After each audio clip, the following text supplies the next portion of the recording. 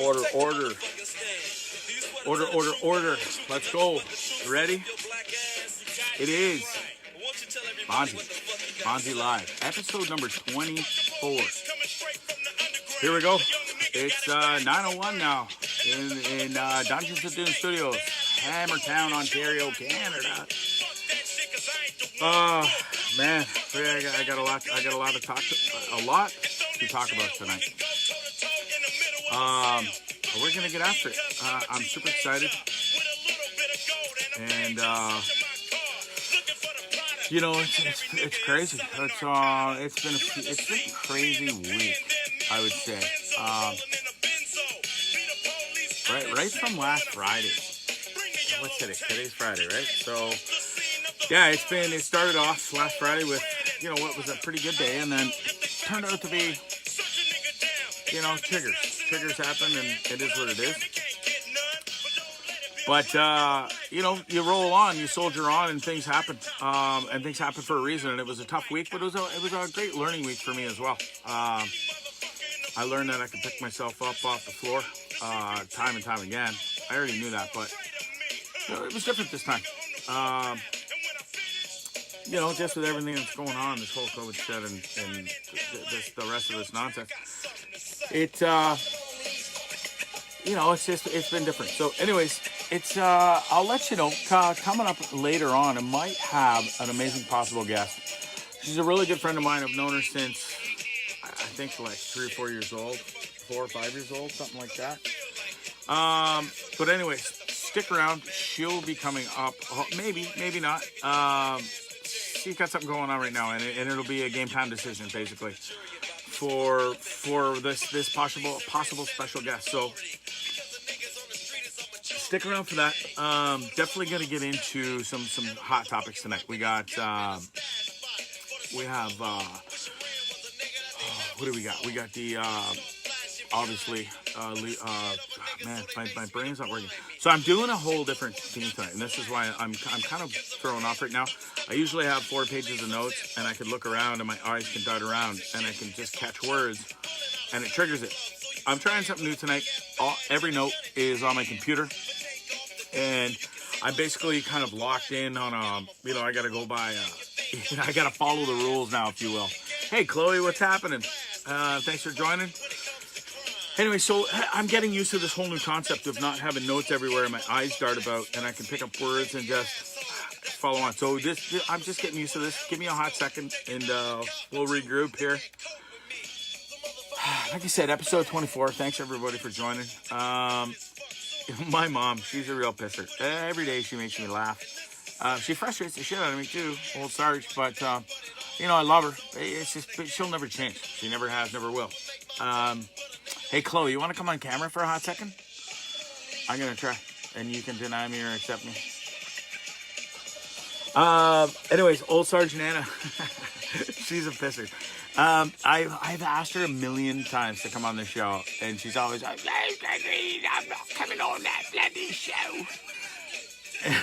And I got a recorder saying it one time secretly. I wish I could have like secret GoPros hidden around the house. If I was smarter when I was a little younger, I would have invested in GoPros. Kicking myself right now, but it'll come, and I know it will. And I'm gonna have a blast one of these days, filming Nano Sarge without her knowing it, and kind of bringing her into the show because she's hilarious. Anyways, I finally talked her into coming on the show, and here was her words. Why come on your show then, Gregory? But I can promise you this, you're going to regret it. Oh, Sarge. And listen, if I literally am doing my best Nana impression, that is her to a T, and verbatim too.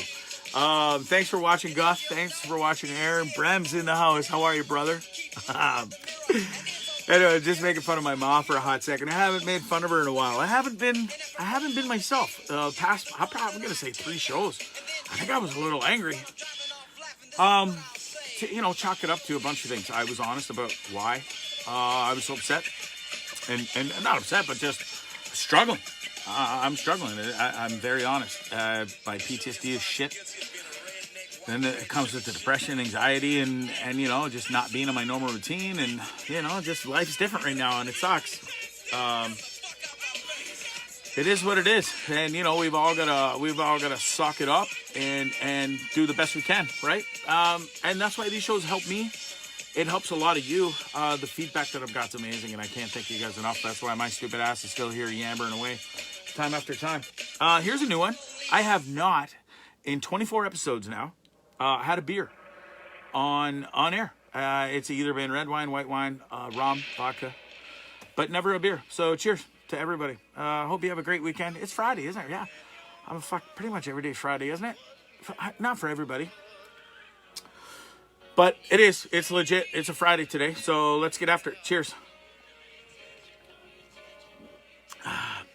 Not a huge beer guy anymore. But, you know, Bush, it is what it is. My brother's beer. I borrowed it from him. I'm running low on the white vino, on the Vino Blanco. So I'm saving it for the end of the show. And this could take a while tonight. Especially if the special guest comes on. And I won't tell you her name right now. But we grew up together since we were 4 years old. She's got amazing stories to tell, especially with what's going on right now.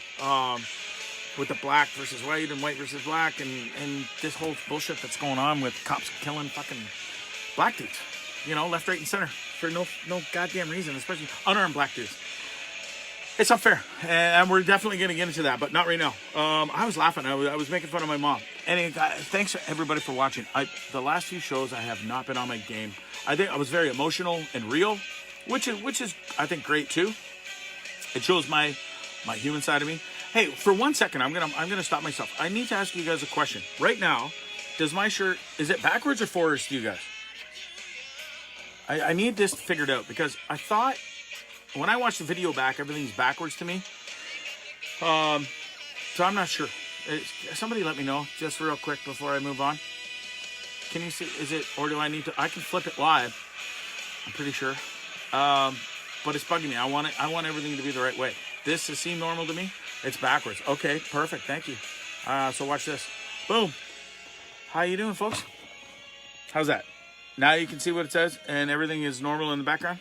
Because now I raise my right hand, and it's opposite to me on the camera. So it's super weird to me.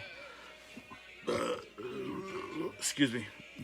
Jason, thanks for watching. And yeah, I just did flip it around. Did it work? It must have. Because everything's different for me now. Who's backwards? Now I'm backwards or you're backwards? I'm confused. Is my shirt to you guys the normal way? Dun, dun. Guns N' Roses, by the way. Live and Let Die.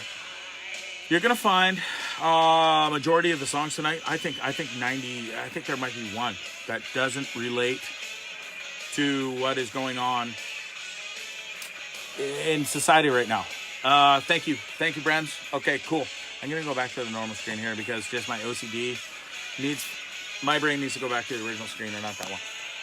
I know you don't know what I'm talking about. You can't see what I'm touching. Anyways, it sounded wrong. So Guns N' Roses, Live and Let Die. And you're gonna find out most of these songs tonight are all kind of tied in with a theme. There's a theme to the songs tonight, if you will. Started off with NWA, Fuck the Police. Right now, and that's the thing. Not fuck all the police, but fuck all the dirty ones. All the scumbag cops out there, you know. And there's a lot of them. And the problem is the good ones know that there's the bad ones, but it's a brotherhood. And I'm not going to go there. I'm not saying that's right or wrong. And that's a whole topic for another time. Where that's not for tonight. But there's dirty cops out there, and I'm sick and tired of watching innocent people die. I don't care if you're black, white, yellow, brown, green. I don't give a shit. The innocent killings need to stop. Like George Floyd should still be alive tonight. There's so many others, and we'll get into that later. Like I said. So I was just finishing up yakking about my mom. Oh, I got a burp room. That's the beer. Wow, that was a good one. So that's the beer. That's a beer burp. You're welcome, everybody. So the pool's open. We finally got it open. We had a couple issues. Me and the old man, we've been trying to get that damn thing open for a little bit. And so today, my nephews were over. We were babysitting. And the 5-year-old, he's a maniac. God bless him. He's a little heart survivor baby. Heart attack at 7 weeks old. Can you imagine? God damn it. Machines kept him alive for days and days after open heart surgery at 7 weeks old. Bless his heart. Bless sick kids for saving his life. And now he's 5, and he's like a Tasmanian devil on steroids. He's a handful. And today he wanted to be the first one in that pool. So we let him go in. And he's like, oh, yeah, I can swim and I can touch. And his dad was right there. So the kid jumps in. So he was first in. Followed hot in pursuit by his dad. Who had to strip down real quick and make sure his smokes and his foam and lighter out of his pocket, because turns out he couldn't touch the bottom. And it was cold. And it shocked him, I think. And he got a little panicked. So he couldn't swim back to the walls. So his dad had to jump in. It was funny. It was funny because we were all there, and nothing. He would have never even come close to remotely drowning. But to watch my brother all scramble and chuck his smoke, and then then drop his drawers, and sadly I had to see his dangly little. Thank Christ I didn't see all of it. I just saw the jingle bells. That's an image I'm not going to forget for a while, sadly. But then he jumped in, and then he jumps in and he almost drowns his kid. He's almost responsible for drowning his kid, because he literally missed jumping on his head by this much. I think the whole panic and stuff, as a dad, and the kid's only 5. But it was funny. You had to be there to see it. It was funny. I was going to say funny, not funny, but it was funny. Everything was fine and it was under control, so it was a funny story. Whatever, Paula, you're used to it by now, and it's just part of the show. I am a gaseous person, and it is what it is. So sorry. What else? So I'm working away on the brand new format. That's coming up next week, barring any further technical difficulties. But I've got a good person that's helping me out. We're gonna get this solved and fixed. Or not fixed, solved, and educated to make sure that when we do the new format, it's going to look tight and proper. Tonight, hopefully, is the last night that I'll be showing you broadcasting from my phone, and showing you pictures with having to turn my phone around and stuff. Hopefully, everything from now on will be tickety-boo with just a couple clicks here and there. And I'm already getting graduating. I'm done with the notes. Now I'm working off my computer and just this, which is a scary thing using this, because, and what's weird is right now, every time I point to my head, I point this side and it's on this side of the camera. So it's very weird for me. I'm getting used to that too. Anyways, I hope everybody has a great weekend. It's been a crazy week. You know what? One more thing before I get into the meat of the show. I want to say my condolences to all the kids that were either in grade 8 or 12, or even university. If this was your final year, your final semester, how I can remember back as a grade 12, especially grade 12, fuck grade 8, but grade 12 especially, graduating from high school was super special to me, as it was for so many people. I don't care if you were a geek, nerd, jock, dweeb, dork, anything that lady on Ferris Bueller's Day Off can rhyme that shit off way better than I can. But everybody loved, I think, wanted to graduate, at least. I don't care, maybe you didn't love to be at the graduation or the prom, but you looked forward to getting your high school diploma or your university, college diploma, and being there, and spending that last semester and grinding, and not only grinding, but enjoying it. Enjoy the goodbye, It's like retiring from a certain thing. And, these poor kids don't get that opportunity. And it's kind of sad, because I know what it was like to say goodbye. Because there's some people I haven't seen since I graduated and said goodbye. I mean, people moved around the world, went to college or university in the States or Europe, and never came back. And if they did, it was just a visit or pack up their shit and adios. Kind of like I did. I bounced out of here as soon as high school was over. I bounced to Banff Springs Hotel and worked there for 2 years before going to Toronto to broadcasting college. And that's what led me here, today basically is, I've got so many accolades from you guys, and it's so amazing, and it helps so much. I haven't had one person say, dude, you know, hit the fucking stop button and shut the fuck up because you suck. I'm not one. And I'm really thankful for that. I really am. I've had so many people give me so many amazing kind words through phone calls, voice messages, text messages, anything. And it's been incredible. So I miss, it's not that I miss my calling. I was there. I was on radio and I had to give it up. And I'm not going there again. I've told the story and it's enough. And if I didn't tell the story, well, too bad. Maybe I'll tell it another time. But it's neither here nor there. Okay, on to some good news. I promise some good news. So before I get into the kind of heavier stuff and where I get all a little more fired up, let's talk about. So I said 95% of the songs would be kind of related, and I kind of thought this one might not be, but it is. I mean, Pink Floyd, "Comfortably Numb." I think we're not all comfortable. We're just numb right now. We're not comfortable about it. But I think the whole whatever the fucking word is. This whole song just fits, and it fits because I said so, and it's my show, and I love this song. And I'm just kind of I'm numb, and I'm comfortable, but I'm not comfortable. You know what I mean? So it just fits. Anyways, enough. I love this song, and we'll soldier on. There's some great songs coming up, and it all does fit with the theme tonight. So stick around. You have I definitely have the face of radio, Matt. That's why I definitely went right into radio, and not TV. But you know what? I've come to learn, even though I'm not the most prettiest, handsomest fella in the world, I'm not that bad. And I'm coming for TV. This is a new start. I've got bigger and better aspirations. I wasn't gonna say now more than ever, but this is a whole new path for me again. And I'm really enjoying this. And it's been a challenge. It's you wouldn't even believe the nonsense that I go through to make these shows happen. And I'm a perfectionist, so everything has to be tickety-boo, right down to the everything. Camera angle, lighting, and I'm still it's still not perfect by any means. I'm a million miles away from perfect. But it's a work in progress. And this is 24, so I'm pretty stoked. The amount of listeners and views that I get is incredible. I love all y'all for the support and watching me. Hey, Maddie, I'd be thrilled as freaking punch to be a Jerry Springer. I could have an amazing Canadian.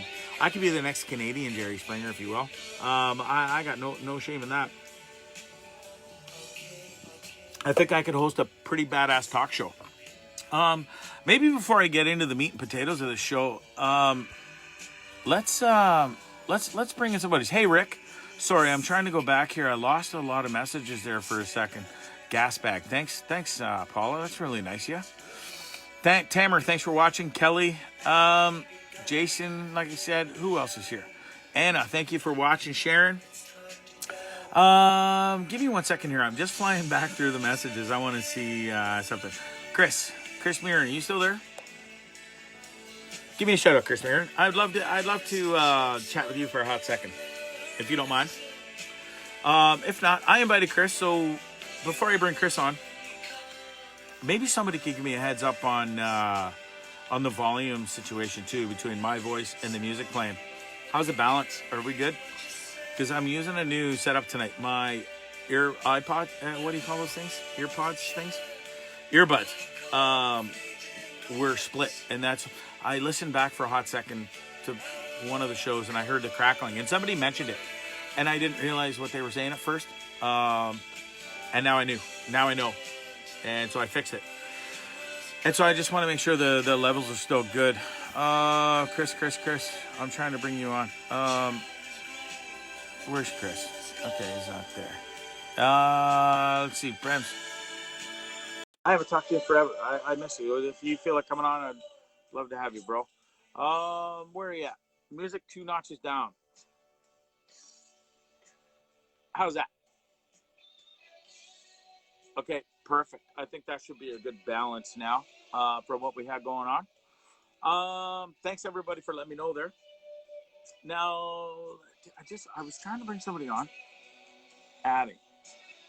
It wants to add Mark, and I don't think I'll say, Bondzee, you pussy. I'm just kidding, bro. All right. Here we go. I'm going to start off with a great story. and I say start off. I kind of, but I guess that's what do you call it? My monologue. Now I'm going to get into my real kind of. I don't know what I'm saying. I'm just flying by here. Okay, two people, amazing people, found $1,000. Imagine walking down the street or driving down the street and you see this. And I already talked about this. There was this story I told not too long ago. I think it was last week about this family was driving down the country road in where the fuck is that? It was in Virginia. They found $1 million on the road. One family in a car, and they turned it in. Anyways, another story.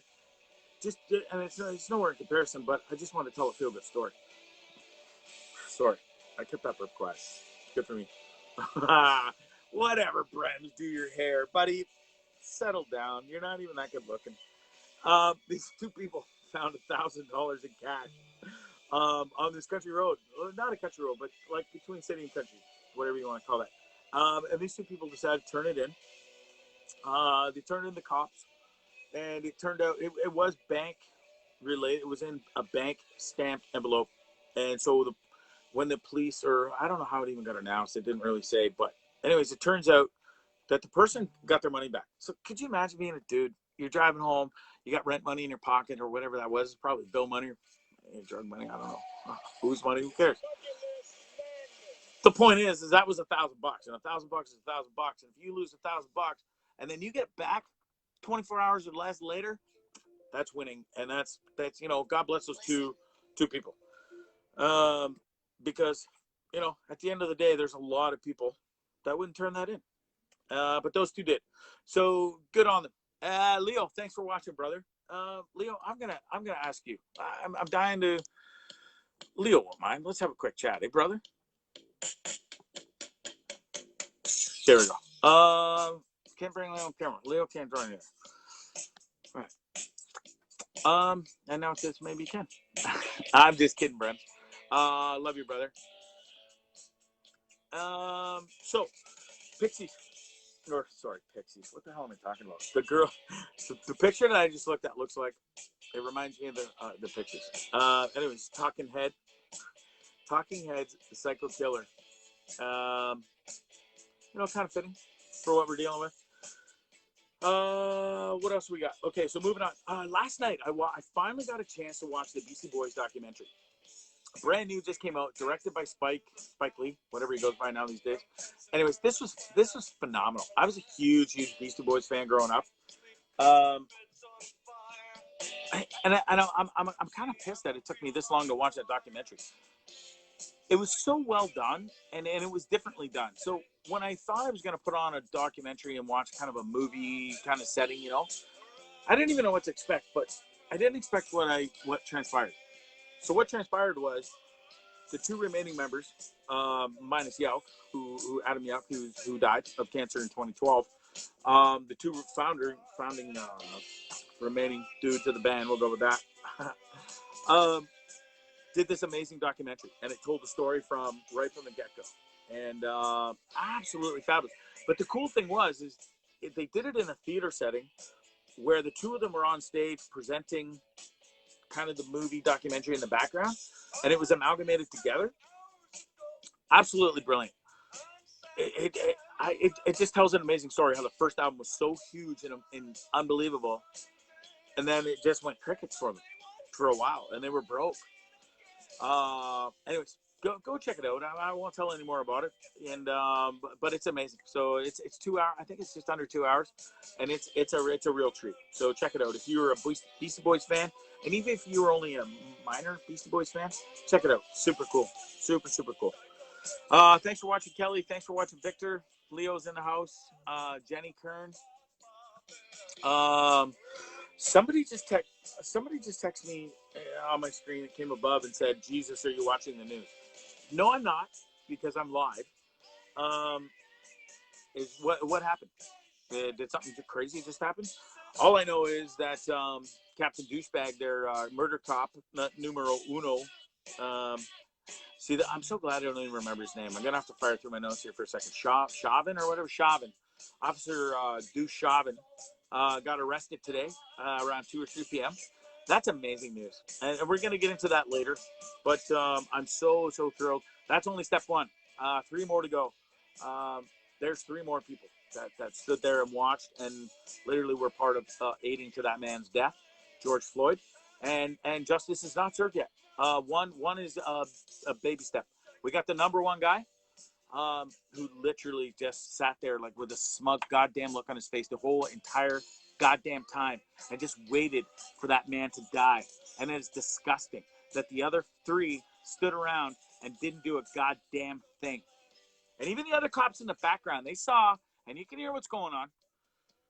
And it's disgusting. The 4 should be charged with murder. We got 3rd degree and we got manslaughter to the 1 douchebag. And then the other 3 are going to get, at least they got to get manslaughter or accessory to murder. They're all going down. The video evidence is so crystal clear, and it's disgusting, and it's traumatized people and friends of mine. I've had many people text me and say and ask me what PTSD is about and what I dealt with and what I saw and how it affected me, and didn't I see something similar? I didn't see something similar to what just happened. Mine was completely different, but the trauma aspect of it was monumental. And so I'm disgusted by what I saw. And man, did it ever fucking trigger me. Like, I saw it was Tuesday night, right? So yeah, Tuesday, Wednesday, Thursday, I've been in a horrendous mood. Today I feel a million times better. I finally got a full night's sleep last night, more than 7 hours. I haven't had more than 7 hours straight sleep. I can't tell you the last time without the aid of a sleeping pill. And can you believe it right now? Sorry, folks, if you can hear that in the background. I can't cancel his stupid ass.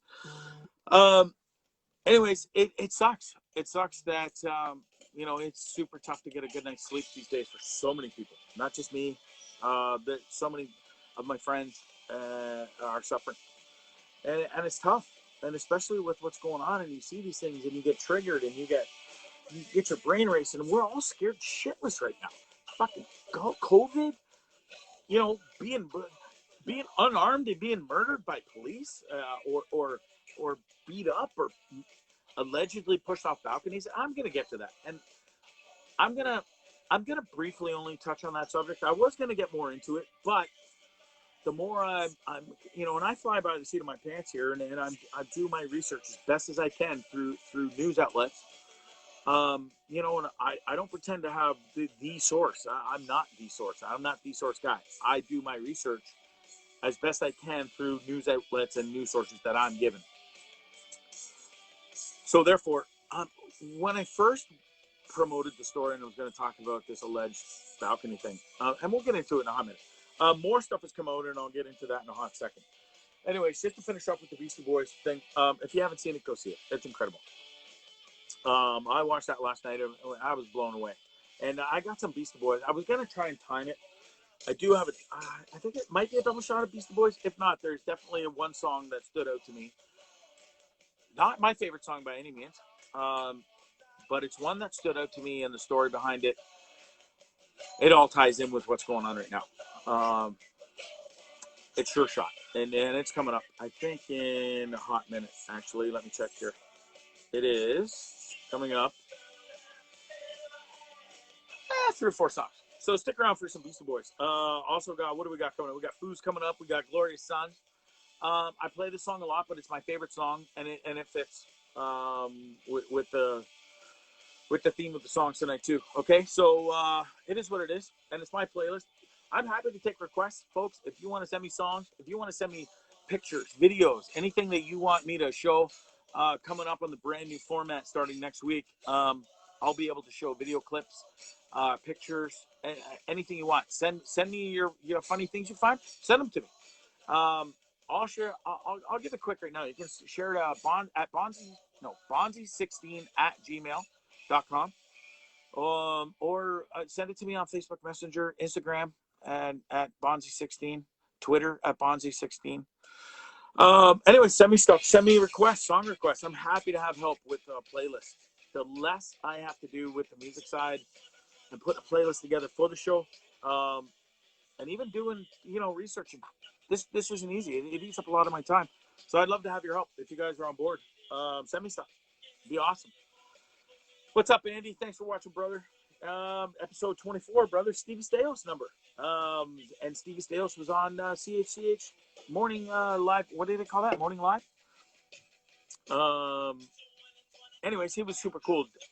He's the president and CEO of the Bulldogs. And he's they donated $100,000 for the food banks today in Hamilton. So good for him, Stevie. Good old Hamilton boy. Had an amazing NHL career, 1,001 games. For a good old Hamilton boy that I grew up playing hockey, golf, soccer with, and chumming the streets with. That's my boy. I love Stevie Stajos, and he's been an incredible human being. Now he's a great father, husband. Married his high school sweetheart, Sue Stajos, or Sue Stevens back then. Stevens. Sorry, my brain's all over the place. And somebody just came downstairs, and I didn't get to see who, but the lights came on and it distracted me. Naomi, thanks for watching, babe. Yep. Safaris, what's up, my brother? Safaris, I think you already do a 4-day work week at Ford anyway, but our boy Justin Trudeau. Sorry, slip of the tongue, folks. Mr. Trudeau there says there's a possibility, but don't get all fired up yet about it. But there's a possibility that Ontario could look at going to, or Canada could look at going to a 4-day work week. So 4/10s, Monday to Thursday, I guess. That would be the regular norm. Like if you were a norm 9 to 5 person, you would now be looking at a 4-day work week at 10-hour days instead of a 5-8. Your thoughts? I mean, the polls say 70% are in favor. Of the people that are polled, 70% are in favor, and that's a pretty big number. I think I'd be all for it. 3-day weekends. And I know this doesn't apply to everybody by any means. I mean, we basically live in a 24/7 society now, right? But a lot of us are still 9 to 5ers. A lot of you out there. So, I mean, I don't know. It doesn't affect me anyway. I literally am always trying to work or find something to do. And so at 9 to it just doesn't matter to me. But if I had the choice, I think it'd be pretty cool to have a 3-day weekend if you had that choice. And the other thing is, a lot more people might have the option to have the choice either to go to work or stay at home and work. So many of us are working from home now that it might become the norm or half norm, if you will. I don't know the proper terminology. It's weird. I keep interrupting my notes and stuff, and that's fine. When you get we're all human. We're all human, and we're creatures of habit. And tonight I'm trying something new, and I can't begin to reiterate the amount of uncomfortableness I'm feeling right now. I'm OCD out the ass. I love everything needs to be perfection. And I'm a creature of habit, and it's different headphones. It's a different setup. There's no notes anymore.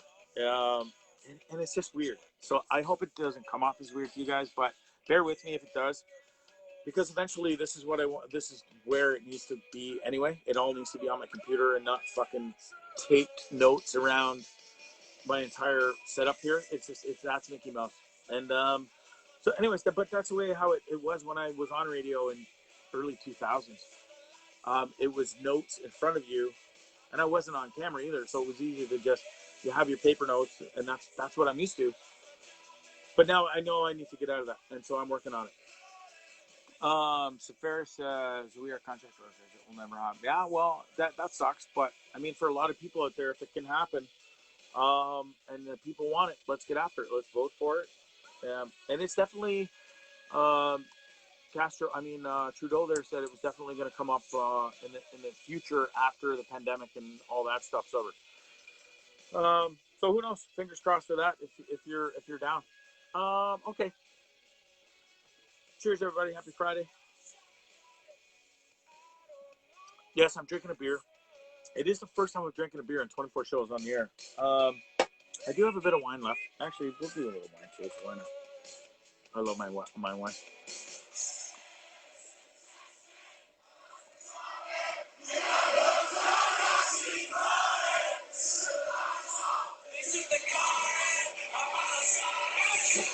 Yeah. I love this song. I love these guys. I love this band. How good are they? I mean, I thought I would never love or come even remotely close to loving a band like the Tragically Hip, Our Lady Peace again. And they say, once you get hit 40s, our minds do change and we get more kind of stuck in our old music ways. But this is a band that it came into my life about 2 years ago, thanks to my little brother. And I will never, ever, I haven't stopped listening to them for like 2 years now, or a year and a half. When was it? It's only been a year, I think. I saw them at the Canadian Open at Hamilton Golf Country Club. It was last summer, 2019. So it's been 1 year, literally almost to the like a month shy. Anyways, I love them. And speaking of bands I love, Foo Fighters. Who doesn't love the Foo Fighters? And those are a couple of documentaries. My next musical documentary I'm going to get into are Foo Fighters. And they got a couple of really, really awesome ones. And I can't wait to get into those. David Grohl is just, he's a music god to me. Such a brilliant, talented, humble, down-to-earth individual who is mega talented on so many levels. Anyways, congrats to Foos. I love these guys. I have so many friends that were supposed to go and see the Foos. I think that was coming up in June, right, folks? Correct me if I'm wrong. I think that was coming up real soon. And I was invited, and I had a ticket bought for me. But I knew I wouldn't be home. I was supposed to still be in Nicaragua, living and working and dealing with that. So, anyways, it sucks. Hopefully, they'll come back. You guys all get to see them. And we'll all get back to some sort of norm. I guess concerts. I don't know if you've seen this. Going to be the first one is coming up soon. It's the Trues, the Black Crows are headlining. The Trues and what's the chick's name? Canadian Tara Sloan. They're playing at a drive-in, and it's going to be cars can pull in and watch it and stuff. But it's also going to be televised. But it looks like that could be the new norm. If not that, just bands legit playing live concerts with nobody in the stands, but it'll be filmed live for TV. So, I mean, that's the future right now, I guess, for 2020. 2020 is such a massive bitch, isn't it? It was supposed to be such a great year. But if you actually look back in the almanacs and prophecies and whatever the hell you believe in or don't believe in, but so many different channels and avenues of things predicted 2020 to be a super shit year. And man, isn't it kind of scary how true that has become? The band Luna from San Juan del Sur. I forget what I said, Rick, to know what that comment is now. I can't keep up with that, all my stupid comments. And then he threw me off, and that's okay. I love when you guys comment and stuff. Sometimes my mind wanders. Cindy, thanks for watching. Okay, let's get into another topic here. How about this stupid cow? Sadly, she's from Canada. By all means, I haven't seen anything else to prove otherwise. She went to school in Ontario, and I'm not even going to give the name of the school or whatever. I'm going to give her name just because she's stupid. And she wins Numbskull of the Week. We do. I'm doing it every show. I'm going to do Numbskull of the Day. And anyways, without even question, this one, and there's been some doozies. This one just for pure stupidity. This bitch Amy Cooper is walking through Central Park. She's in a no dog leash zone, or whatever you call it. Yeah, no dog leash zone. So the dog has to have a leash on. You know what I mean? For crying out loud. Anyways, she does have a dog on a leash, and this fella, Christian Cooper, just politely says, "Hey, man, could you please put your dog on the leash? I'm trying to watch birds here. It's in the brambles or whatever you call it, the rambles of Central Park, and the poor dude's trying to watch the birds." Next thing you know, this crazy bitch freaks out, and she's on her phone because he's filming her now because she won't put her dog on a leash. So he starts filming her. She gets all uncomfortable and then grabs the dog, and the poor dog is like literally hanging in the air a couple times. I don't know if you've seen the video. It's messed up, and people are messed up. And what's wrong with people? Stop it. Stop acting stupid and so up here on your fucking pedestal. Get off it because you're nobody. All of it. We're all equal here.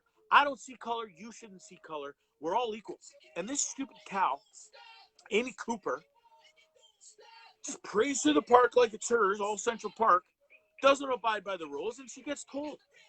And so many other people will tell her, yo, do you mind just putting your dog in a leash in this zone? You're not in the zone with the sans leash. So put the freaking leash on. So she gets told. So what does she do? She fucking throws a hissy fit like a little bitch. Grabs her phone, calls freaking 911, and says, this African American man is threatening my life. Over and over, she says it. All while she's friggin' pulling that poor dog. And I don't even know what the dog did, but this poor thing, while she's on the phone, she's just yanking this freaking dog by his poor throat. He's just like, you know. And this dude never even goes near her, and he's just videotaping her madness and her psychoticness the entire time. Anyways, it's disgusting. She lost her job through Franklin Templeton. She obviously had a good gig and wasn't stupid, to be working there in New York City from Canada. Kiss that goodbye. Kiss your reputation goodbye. Kiss your dog goodbye. That got taken away because you're an idiot. And then, you're lucky you're still alive because your life has been threatened so much because you're that stupid. This poor guy, Christian, he had to go on live TV, a news station, and social media outlets to beg for this lady's life because so many people want to kill her for being such a bitch. Could you imagine the power that she thinks she has to pick up a phone and cry wolf? That's the problem with society. Too many people cry goddamn wolf. Smarten up and start acting normal in society. I don't know what normal is, but it ain't that. I'll tell you right now, it's not that.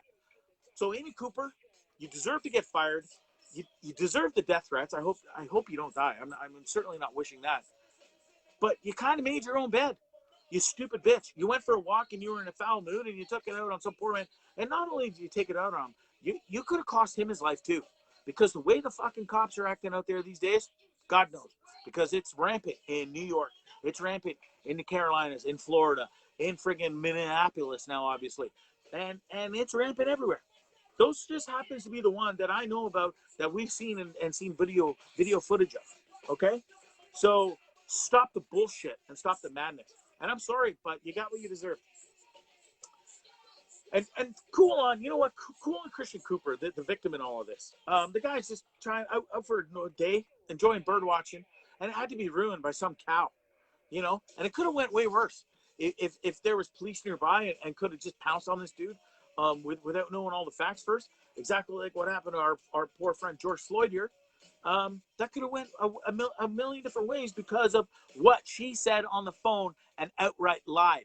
And she should be goddamn disgusted, and that should not go on in our society anymore. It's 2020, folks. Come on. This isn't the friggin' olden days. It's enough already. And I am playing a double shot of Beastie Boys. That was Sure Shot. And part of that Sure Shot, what I was talking about, and I saw in the documentary last night, Youch, Adam Youch, one of the lines in that song was like, keep friggin' respect. Keep your hands off friggin' kids and ladies and human beings in general. And love one another. I don't know the whole thing, but I'm paraphrasing. But that was in there, and that's a big part of that song. And even the other guys in the band, when he dropped that line in part of the rap, he's like, "This is my line," and he dropped it freestyle. They're like, "Whoa, what?" And it was him. It was Adam Yauch standing up for human rights and ladies and children who can't defend themselves. So I know we're all going through tough times out here, folks, and COVID sucks, and lockdown sucks, and these new rules and regulations suck. But one thing you need to fucking do is keep your goddamn hands to yourself and keep your hands off ladies and keep your hands off kids especially. Put some food in their mouths, not your fist. And I'm not saying any of my listeners and fans and people listening, or I don't care who watches this. I'm not saying you guys are doing it, but it's out there. And anybody that sees it, spread the word. Tell people to keep their goddamn hands to themselves. And it's funny. I had this conversation, and my son can back me up on this. I've said for, God, it's got to be 20 years. It has to be 20 years. I'm not a person who likes to be touched. There's people out there all touchy-feely. My brother, my dad is touchy-feely. I get away with it with my dad. My brother, it bugs me a little more just because he gets right up in my fucking grill. And people that know my brother know both of them are like that. And I have to sometimes, hey, fellas, just give me my space. And then they'll touch me and have to touch me while they're talking to me. Don't touch me! I've had to tell people a million times, don't touch me. Don't put your hands on somebody that doesn't want to be touched. And if they tell you, and if you don't know, and then you touch them and they say, don't touch me, then don't touch them. Plain and simple.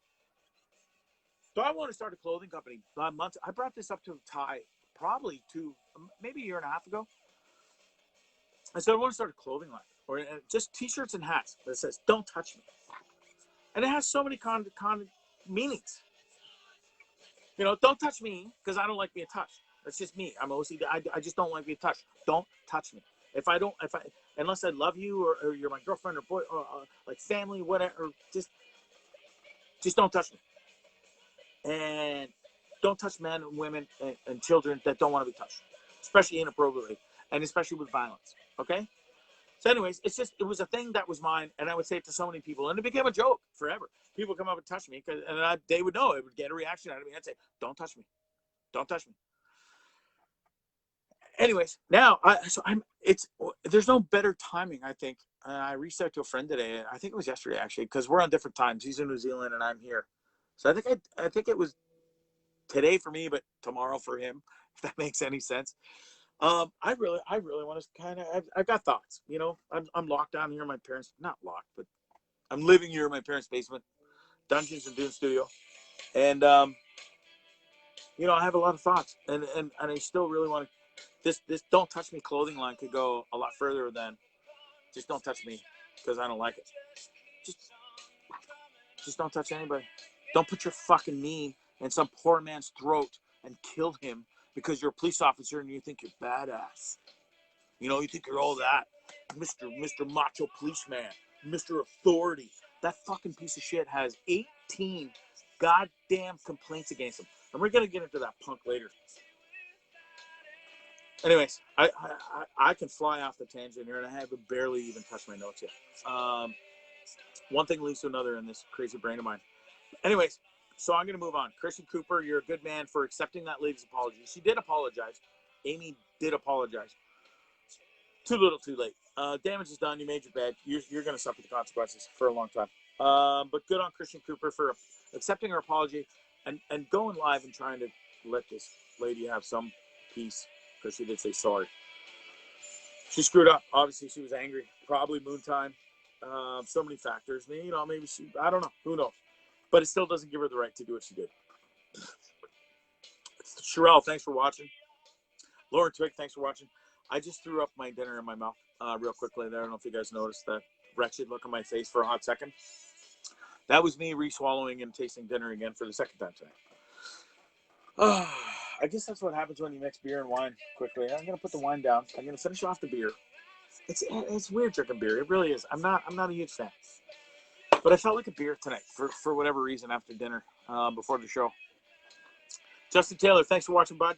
Lauren, like I said, okay. The whole police thing, I'm going to get into George in a minute. But a couple of more local things. First of all, I know people are listening from around the world, but if you know Toronto got major shit last weekend it was super nice here last weekend. Or was it two? I don't even remember. Two weekends ago, maybe now. It was 2 weekends ago. I don't care when it was. But these idiots in Toronto, and I'm not saying they're all idiots, but these idiots that went to Trinity Woods Park, which is this massive open green space where you can go and socialize, sit in the park and chat and, chill in the grass and listen to tunes and drink and have fun. But last weekend, they conglomerated like flies on shit, like a fat kid on a Smartie, on a whole Smartie cake. And it was disgusting. I mean, we have rules in place where our mayor gave us an inch, or the premier, or whatever you want to call him, old Bondzee there. He says, okay, I'm going to let you guys out this weekend, finally. We got some, and then people just go batshit crazy. It's so much so, and we can't follow rules, apparently, as adults, and supposedly smart human beings, we now have to have fucking circles drawn in chalk, paint chalk, or whatever you call it, spray paint, in a goddamn field because we're too stupid to follow rules.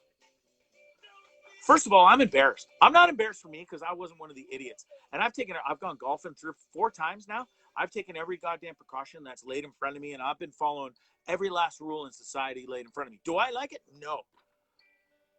I kind of like some of it, actually. I'm not going to lie. But most of it kind of sucks. But it's what we got to do right now, folks, or potentially this is going to go on a lot longer. And how long do you really want this to go on? We can fix it now, or we can be stupid, and this can go on longer and longer and longer. So how about you choose? Well, these idiots in Toronto, and I'm not singling out Toronto. I've already lambasted Arizona this past week. I've lambasted, I think, LA. There's many others. Ozark, up in the Ozarks. It's just rampant. People are stupid, and people are not getting it. You can't fix stupid, I guess. But now, so what do you got to do to try and fix stupid? Which you're not going to fix stupid, but you're going to waste money and taxpayers' money and time and effort and embarrass us. Well, not me. You're not embarrassing me, but you're embarrassing the people that go there. And so they should be, I guess. But anyways, we had to draw circles, 6 foot, I don't even want this, 6, 7 foot circles. 3 people are allowed in these social circles every 2 meters, 6 feet, or whatever it is, right? 2 meters. It's sad. $12 a circle. So think about that for 1 second. This massive, massive green area of space. And now you've got all these circles at $12 a circle. Do you know how many freaking mouths that could have fed and got somewhere homeless people to sleep for the night? Or fed a kid who's starving, who doesn't get that after school program, before school program? The cafeteria at lunchtime with his few bucks that he does have, or might not even have, but it's taken care of by somebody. But we're going to paint circles? $12 a circle? Come on. It's just ridiculous to me. It just makes no sense. I paid $60 to go play a friggin' cow pasture the other day. That used to be nice because we can't cut the grass. Apparently, we can't pay somebody minimum wage to go cut lawn where we're making money. The city's making money at municipal golf courses where people frolic to and pay to go, $60, $70, $80 and pay to go. But you got to play in a cow pasture. It's a goddamn cow pasture at these municipal golf courses. It's embarrassing. But we got to paint perfect, beautiful white circles on that perfectly manicured grass so the hippies and whatever, and I'm not saying the people that go there are bad people. But god damn it, why does that grass have to be perfect? And now have perfect little white circles on it. But I have to go and play in a goddamn cow pasture and pay $60 to do so. It makes no sense. We could pay starving students out there, students that are going to make no money in the summer because there's not enough jobs around. Well, the city has money. We have money. We waste so much money, and we make so much taxpayers' money. Pay some kids to sit on a lawnmower or push a goddamn lawnmower and run a whippersnipper and cut some grass. It's not that hard. It really isn't. But we're going to go paint pretty white circles in the park over at Trinity so they can all sit together, but not together. I'll tell you what. Those morons still are not going to abide by those stupid white circles just because you painted them all fancy pretty like for $12 a circle. Right? Am I wrong? Like, please, somebody tell me I'm wrong. Like, am I wasting my breath right now? Am I the only one this pissed off? I don't think so. By all accounts, I really don't think so. Mia, thanks for watching. Dustin, thanks for watching. I did not drink a lot of coffee today. I had 2 this morning. I was up at 6:45 this morning. I'm trying to make it a new goal of mine to get up. 9 o'clock was my time. COVID, 9 would be the earliest. 10:30. That was kind of where we were at on an average, 10 o'clock. But I wasn't going to bed until 2, 3, 4 in the morning because I was watching so many fun things on YouTube and wherever else. Fully addicted to Entourage for a while. Among so many other cool things I was watching and caught up on, and had nothing to do or nowhere to go. So, but now my new bedtime is 12:30 at the latest. and up at no later than 8:30, and 6:45 is the alarm. So, and today I was up at 6:45. 2 coffees, some Medicino right away, and jumped right into notes for the show. Took care of some personal stuff, emails and stuff that I had to do, and I feel great today. I took care of some serious stuff yesterday that I have put off for, well, I wouldn't say 5 or 6 months, but a long time. Stuff that needed desperately dealing with, kept building up, building up, building up. And it wasn't only my fault, but I will take responsibility for being piss poor in getting shit done. I put this off. I was busy, or my PTSD or my illness didn't allow me to do it. My depression, literally, when I went to do these things, and I'm not going to get into them what they were, but they were super important, and it affected me daily, and it scared the shit out of me. I finally fucking did it yesterday. Finally. And it's off. And I feel like I feel 20 pounds lighter today, even though the mirror doesn't show.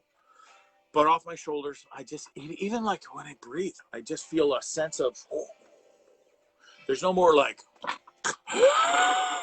can't fucking breathe. Like, life is stressful. And I finally dealt with some major shit yesterday. And it changed my whole life. I've been struggling. Couldn't sleep lately. Not lately. I haven't slept for a while. I got 7 hours straight sleep last night for the first time, and I can't remember. And I just feel rejuvenated today. I feel like a new man. I really do. I haven't hardly been drinking nowhere near what I was before, so I feel better that way. I'm drinking apple cider vinegar water now. 3 or 4 massive cups a day. I haven't drank water. I can't tell you. I was a Gatorade addict. I never drank water for probably the last 2 years.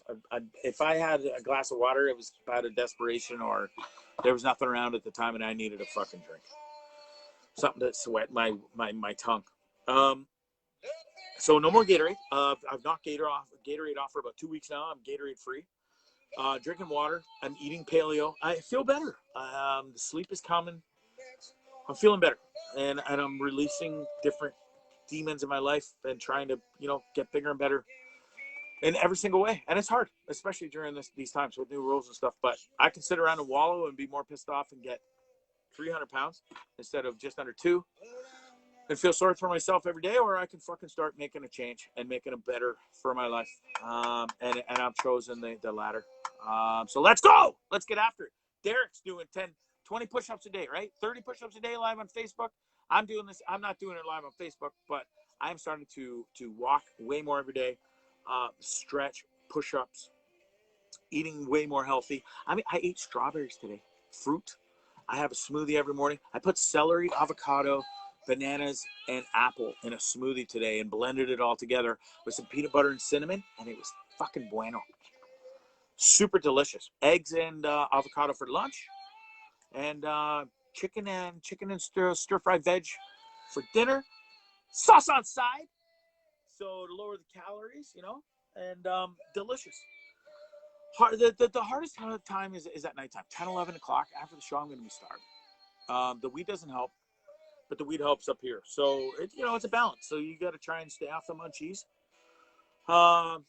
Maybe have a quick icicle. What do you call it? Lollipop? Like the frozen ones. Popsicle. Fucking popsicle. And that's kind of my treat at night now. And it's tough. I love it, but Brems, you've been around. Brems, how many goddamn times have I told you, Bremner, you're alone. You can back me up on this. How many times have I told you alone, Bremner, don't touch me? Right? Anyways, I love you, bro. That's super funny that you hashtag that. Don't touch me. I should drink BioSteel. I've heard of BioSteel. I know nothing of BioSteel. I've heard the name only, Sherelle. I'd like to just stop drinking that shit altogether. I need to knock off all that crap, and I need to drink nothing but water and green tea, which I've been doing. I've quit the soda. I might have a quick sip of a Diet Coke or a ginger ale, minor, like it just, that's it. But I'm trying for the first time in a while. I had a broken foot for a year.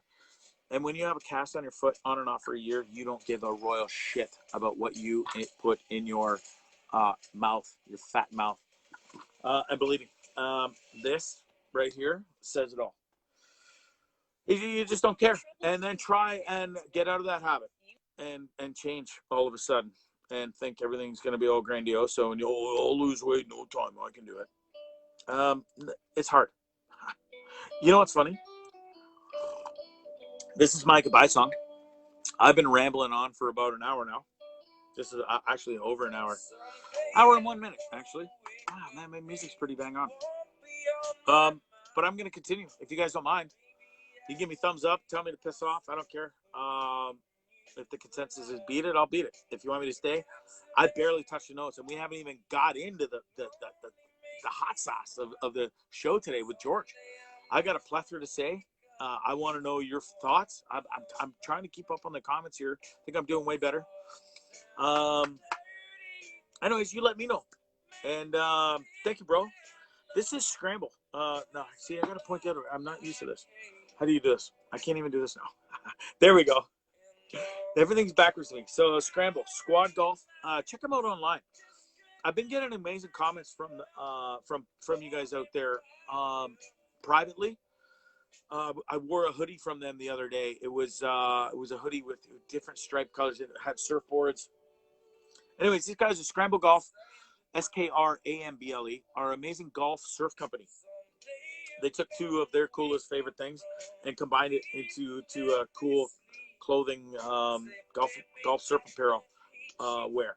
So go check it out online. It's Scramble Golf apparel, I think. Anyways, just Google Scramble Golf and this will come up. You get cool shit like this, the hoodie that I had on, the hat that I wore in my teaser today for the show with the mountains. Anyways, tons of cool stuff.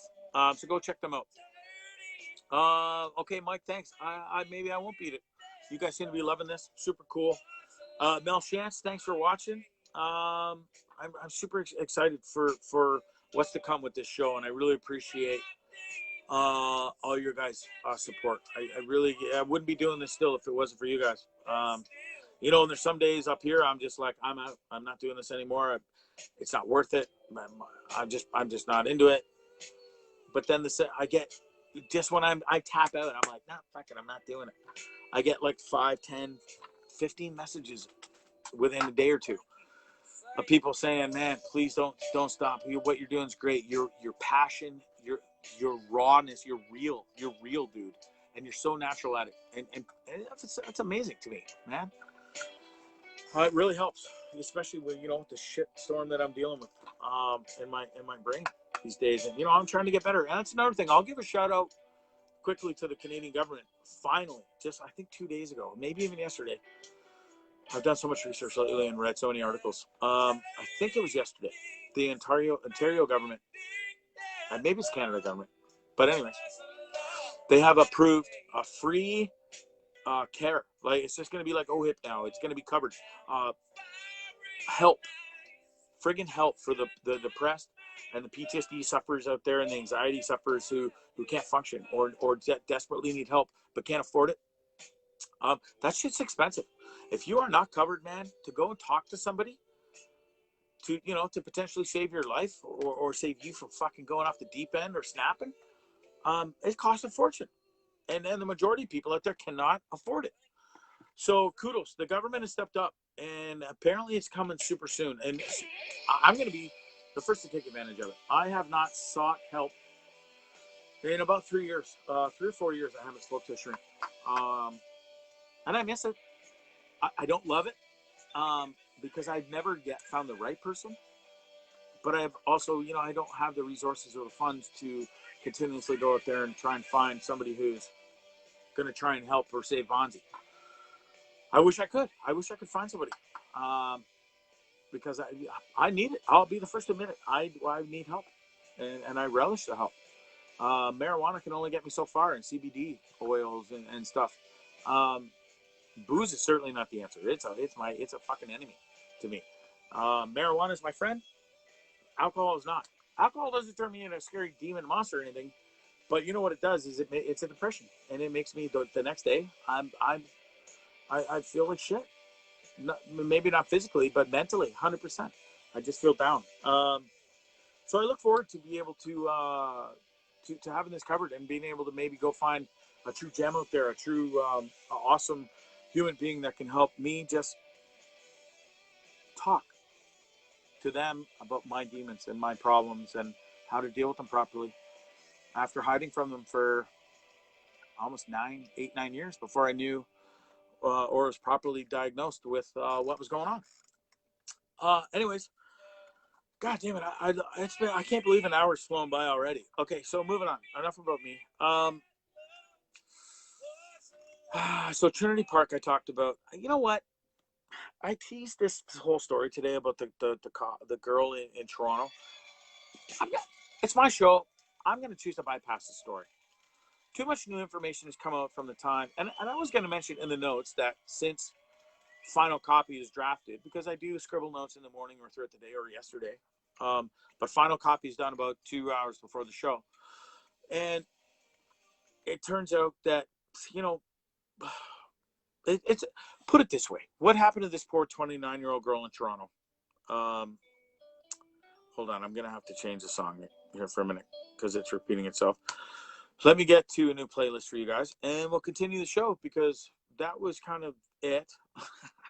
But let me go back to a different show, and I'll play something cool for you guys whilst I continue to ramble on like a maniac. Where should we go? Let's go back to number, maybe it says 9 is fine. So let's go. I'll just hit play all, and here we go. So welcome. Our Lady Peace, Stealing Babies. Great tune. Episode 24, Bondzee Live Part 2. So we're jumping right in. So the 29-year-old girl, allegedly, the police are called. Family disturbance. She's got mental issues. Police are called, and they show up. And the next thing you know, she's dead on the ground outside, falling so many floors from the balcony. Now, family's crying that, or saying, I shouldn't say crying, I didn't mean that word. The family is saying that she was pushed by the police. The police are saying Hundo P, not even remotely close to what happened. But nobody can say exactly what happened. It's under investigation by the SIU. And that's all I'm going to say about it. It's a truly sad story. And from all accounts, the truth is going to come out very shortly. And it sounds like the cops will be cleared on that, which is great news. And we'll wait and see. I'm not going to speculate anymore. Like I said, my research and my facts that I relate to you are all done. It's what I read online. It's from factual news sources. And I posted something yesterday that was a factual news source, and then it turned out to be fake. And it happens all the time. And I was duped yesterday, and I had to deal with some backlash. No big deal. You think that's going to affect me? And a couple of people have come at me because they're like, "Oh, you posted fake news. You got duped, sucker." I had some bitch in Nicaragua come at me hard, and it was funny. She came at me hard with facts that were totally false, even though she thought they were right, and she was fucking just as wrong as I was. And Steve Lessard was the one to call her on that. So thanks for having my back there, brother, on that. Steve Lessard, good fella, good old fella from the old high school days. Anyways, she's no longer a problem. I had to block that cow. I'm not gonna. I don't have time for people like that in my life. I got enough freaking problems. I don't need people like that. Leo, thanks for joining, brother. We got our sheep loving Malacca buddy in the house too. Andy's always there for us. God bless him. And what else we got? So anyway, sad story out of Toronto, and we'll see what happens. Hopefully everything.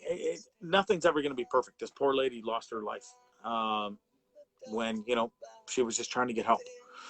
Who knows what happened there? Maybe we'll never know the truth. But it is sad nonetheless. Okay, next. I'm gonna skip over. It doesn't matter. How many people are out there sick and tired of this mask study? We should wear a mask. We shouldn't wear a mask. You got to wear a mask here. You shouldn't wear a mask here. You should only wear this mask. No, I better not wear that mask. We'll only wear this mask. Don't wear a mask at all. Better wear a mask. Wear a mask everywhere. Don't wear a mask here. Now we got to wear a mask at home, we're told. I'm sick and tired of it. I'm going to choose not to wear a mask at home. And here's why. I'll wear a mask out in public when I'm in a crazy public place. I went to the hospital the other day. I had to go for a private issue. I had to have an ultrasound. And I wore my mask. just like any normal person should right now out in society. Don't be stupid. And if you're going to go to somewhere like that, especially a hospital, wear a mask. And I think that's the only time you should wear a mask at home is maybe there's doctors, nurses, people out there that are right in the hub of thick of things of people. And maybe it's the right decision to wear a mask at home. But to be told today, a new study out there says that you better wear a mask at home, you know, piss off. Like, no, leave me alone. Stop telling me, oh, your new study this, your new study that. Folks, just do your own research. Be the judge of yourself. You know if you need to or not need to wear a mask at home or out in public or what. And again, I'm not going to start. I'm not going to start yelling again about wearing gloves. But don't, please, for the love of God, people, don't wear your goddamn gloves in a car, and don't wear your goddamn gloves in the fucking grocery store, or Shoppers Drug Mart, or wherever you have to go. They are useless.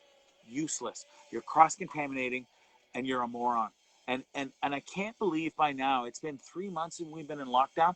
How many fucking times do you have to be told gloves are not necessary in public? Unless maybe you want to whack a glove on for a second to press the button on the ATM machine, or by God, you got to touch something, and you have a glove. Perfect. Put it on. Do what you got to do. Then you take it off, and it's no longer good because you touched something that was pure filth. And so you can't touch anything else with that glove because it's cross-contaminated. So you're going to cross-contaminate. So stop being stupid. Don't wear gloves. Okay? Thank you. Wear your mask out if you have to in public. And if you don't have to wear it at home, don't wear it at home. How about this bear? You guys see this morning? God bless this little bear. I don't know if he's lost or maybe he lost his mama. It wasn't a huge bear, but this poor fellow was lost and buried today, just outside the downtown area. I'm super, Barry's super special to me. I was on radio there. I lived just outside of Barrie. Spent 20 plus years up there. It's just funny to know that all the streets that they named in the news story today, super familiar with. And this bear, he's super smart. He eluded the police and Ministry of Natural Resource officers for like 5-6 hours. And he had them on this wild goose chase. The video is hilarious. It made me chuckle today. So good on the bear.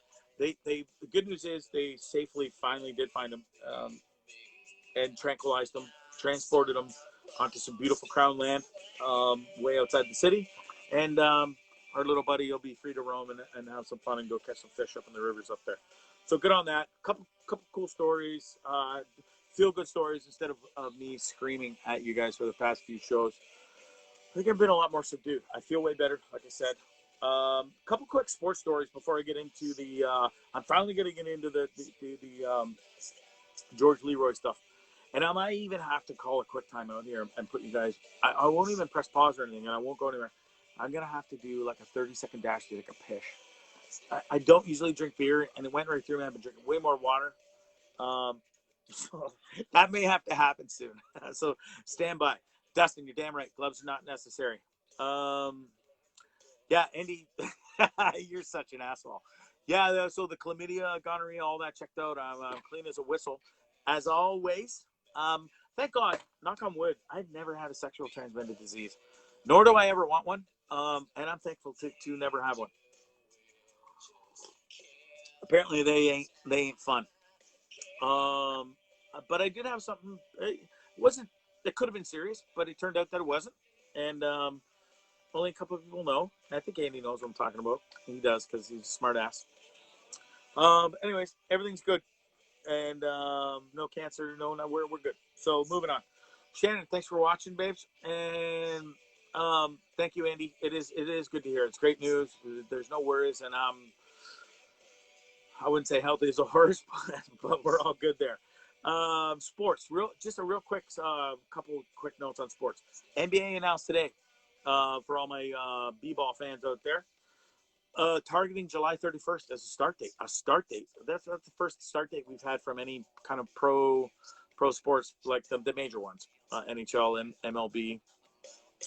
So NBA targeting July 31st, Disney World in Florida, as their start date. So good luck to them. I welcome any sports. Not a huge b-ball fan, but let's go Raptors, and hopefully they can defend, and let's get after it. Excuse me. Getting an STD has to do with yeah, exactly, and certainly no worries about that late for me, Michael, having being trapped in my parents' basement for one, and it's really hard to pick up chicks on Tinder and POF and stuff when you're not allowed to see them. That whole 6 foot 2 meters thing puts a whole new ball game on things. I don't think there's a horse or a gorilla out there that even has 2 meters on them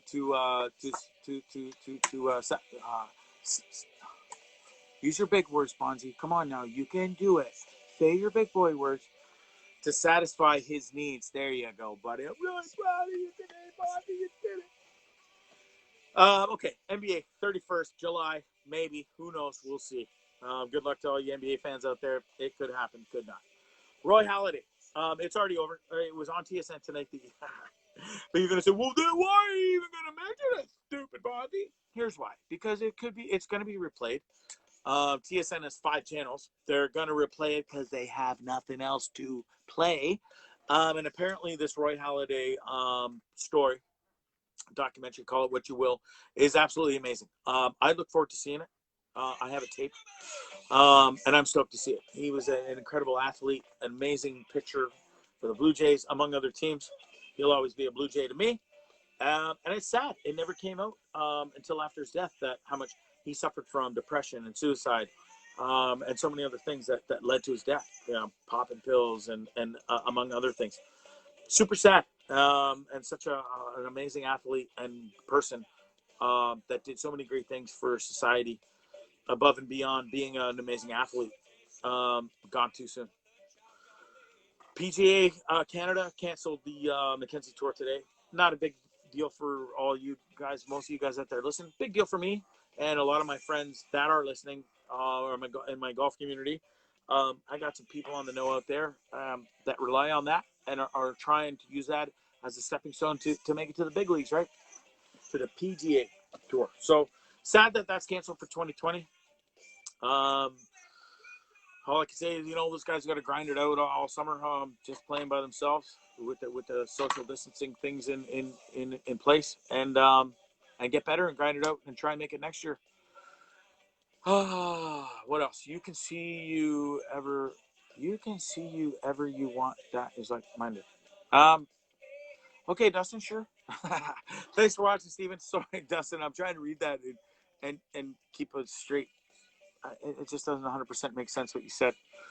Last sports thing, the Boston Marathon canceled for the first time in 124-year history of the Boston Marathon. It's pretty sad if you think about it, really. They postponed it to September, hoping that would suffice and be safe, but it just doesn't look like it's going to be. I mean, most of the people that run the Boston Marathon are not from Boston. I mean, there's a huge number that are, I'm sure, but people come from around the world and qualify from around the world to be able to participate in the Boston Marathon. Sadly, that's not going to happen this year. Crazy, 124 years, and it's not going to happen due to this son of a bitch COVID-19. Anyways, all is not lost. They're going to do a virtual event, which is going to take place for 1 week. You can do it from, if you prove, I guess via your phone or whatever, or on your treadmill that you ran 42.2 kilometers in less than 6 hours between September 7th and 14th.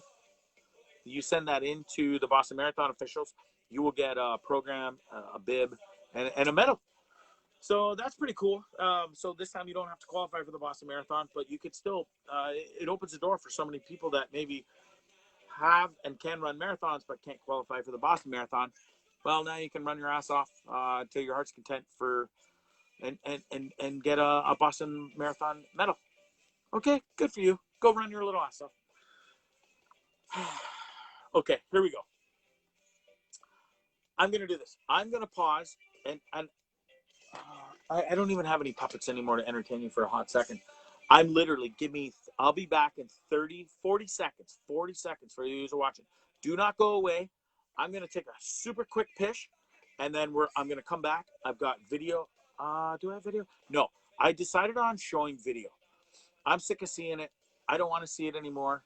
But I got pictures, and I've got other, pictures of other things, not just George Floyd, but the whole conglomerate of things. But we're gonna fully get into George Floyd and this whole bullshit in about 40 seconds. Okay, so stand by. I love you. Please don't go anywhere. I'll be right back. Okay.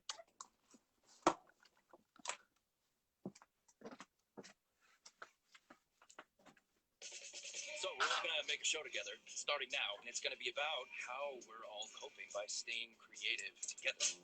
Create together. Now streaming only on YouTube. Come collaborate at hitrecord.org.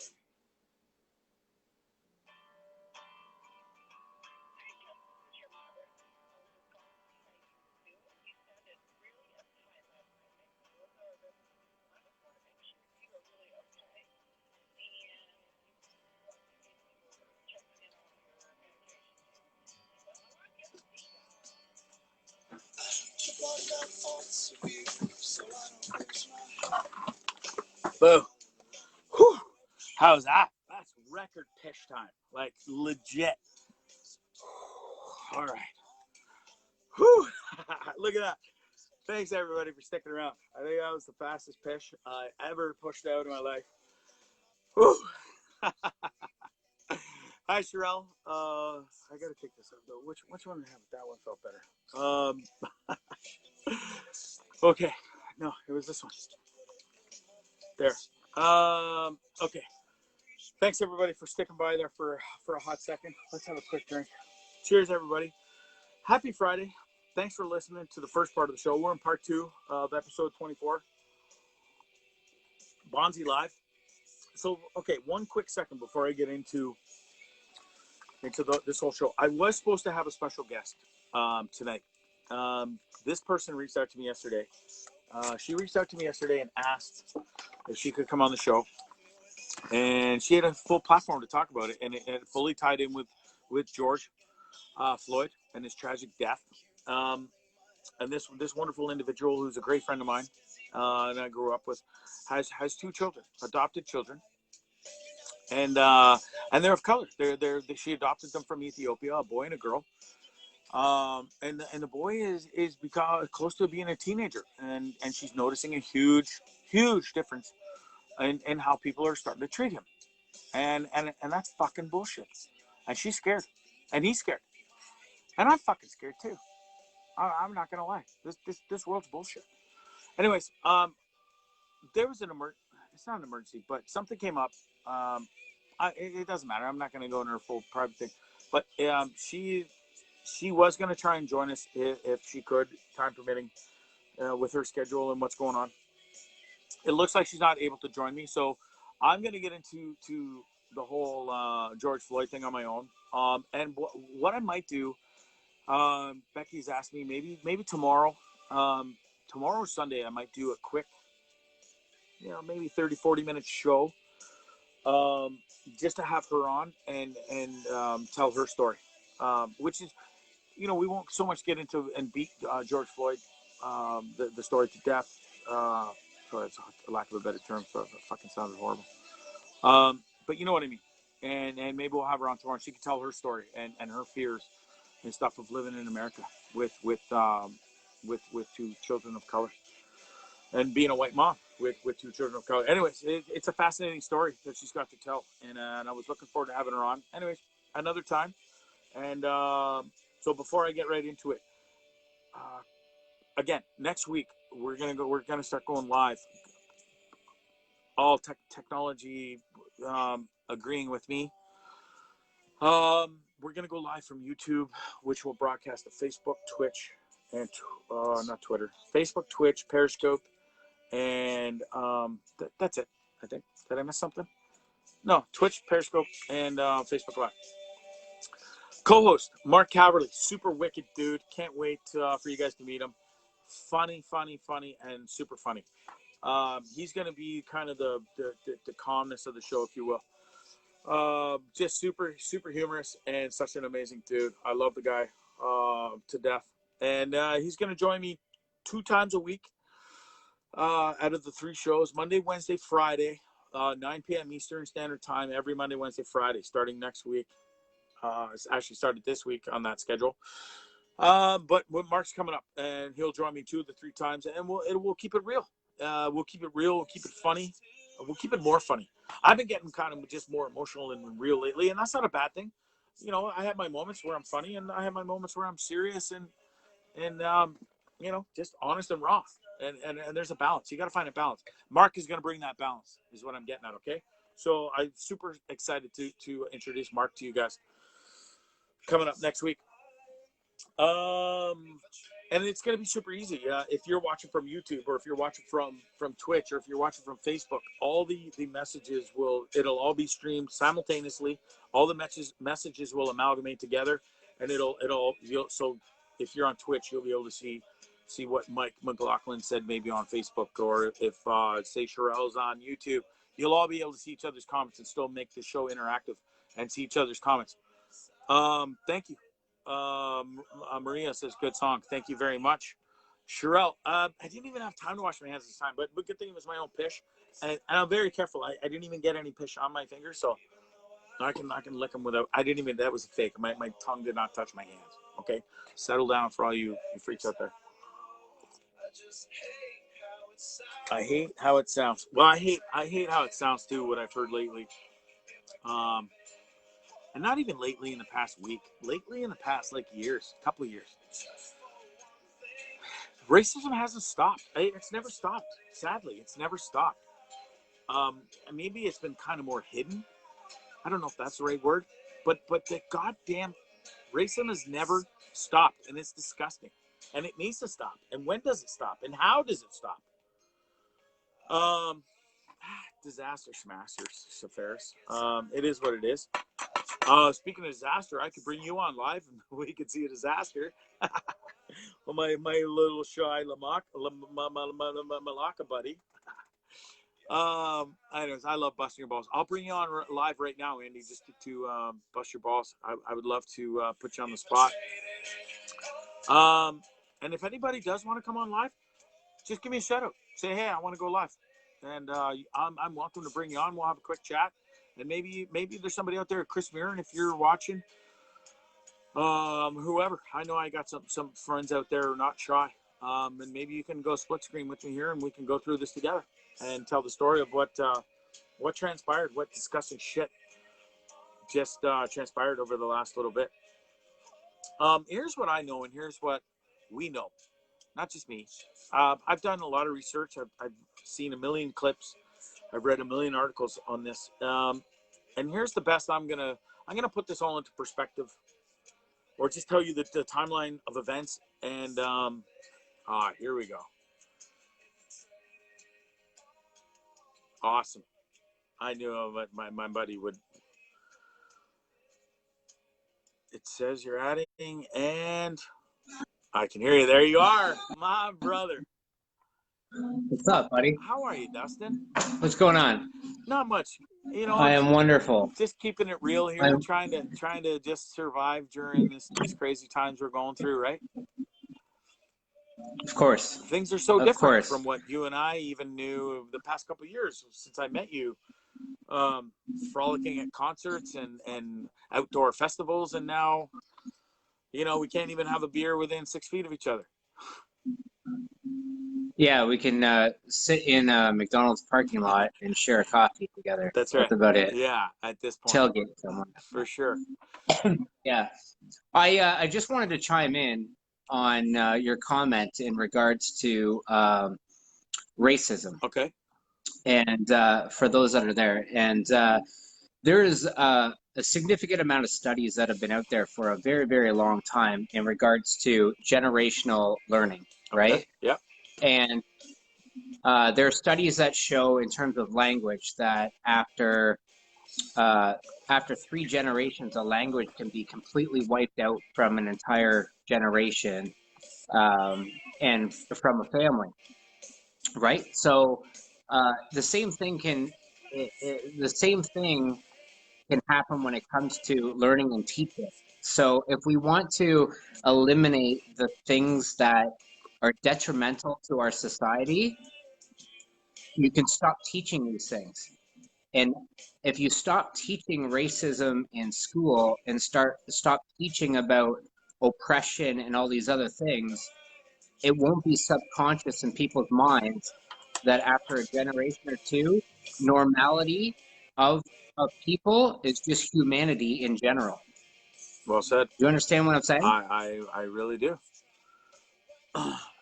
Right?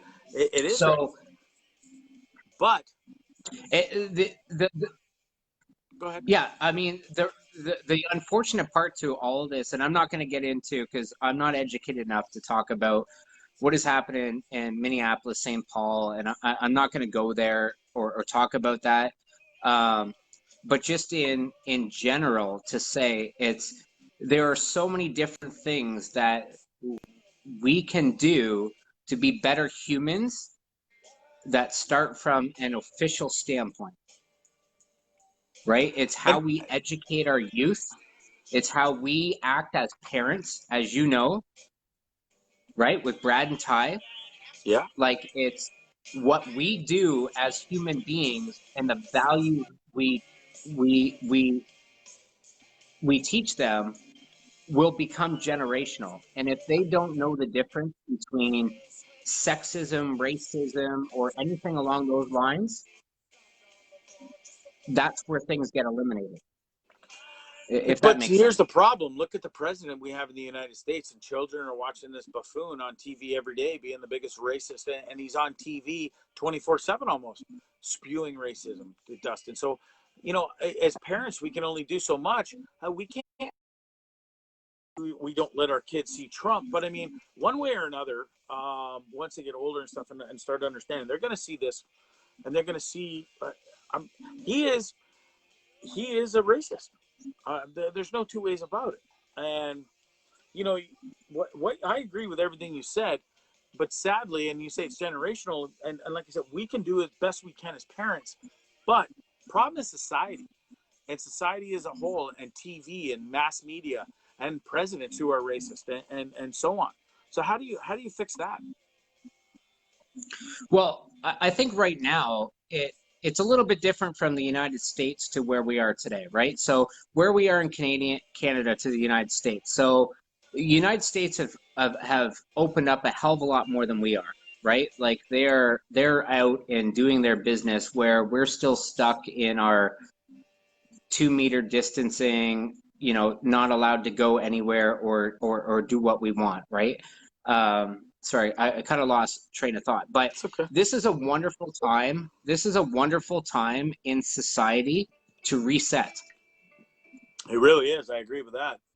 We can get back to roots of having family dinners. We can get back to roots of teaching our children away from the television and actually reading books. Like I am one that is a little bit.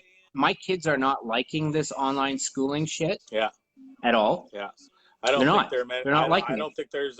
I don't think any kid is really, unless they're super So my introvert or getting bullied at school, and then they're loving this. That's probably the only kid that is.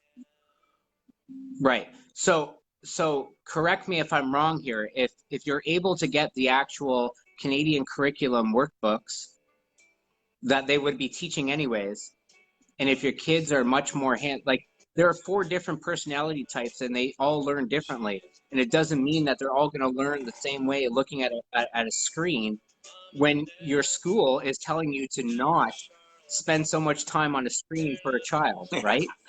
Yeah, It's a little bit of bullshit yeah, in my mind. for sure. So this is I just think that if you as a human being possess wonderful values and are non-prejudiced and you love people and humans for being humans, this is a wonderful time to teach your family and your values a great way of doing that. And as an optimist, I'm trying to hope that 95% of the world is getting back to more rooted things of being activity wise and sharing time and spending time with their family than sitting in front of YouTube and the television and having CP24 or CNN or Fox News or whatever Yeah, the shit the is running mass constantly. media ram down your throat, full of lies Yeah. and just doom and gloom, right? It's the doom and Well, gloom. exactly. If you, I don't think as parents we should let our kids watch CP24, CNN News. If they're 10 and under, yeah, I think even younger. I mean, kids pick up and are so smart.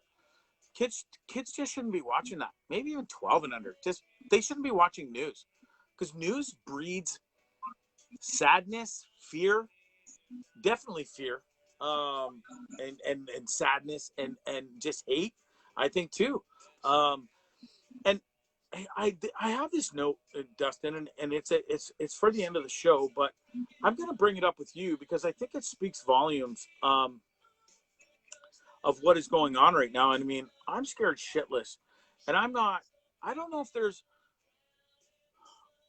my thought right now. I don't know, call it a conspiracy, call it what you will, but I'm scared right now because it almost seems like, and I know we've had these issues before with it goes date back to Rodney King, the poor kid in Staten Island in 2017 who said I can't breathe and got killed. But now it's happened again. These are only the ones that are filmed and documented and caught on tape, if you will, Dustin. It almost seems like there's a higher power out there that are, especially in 2019, 2020, are trying to really this time put whites against blacks and blacks against whites. Am I wrong?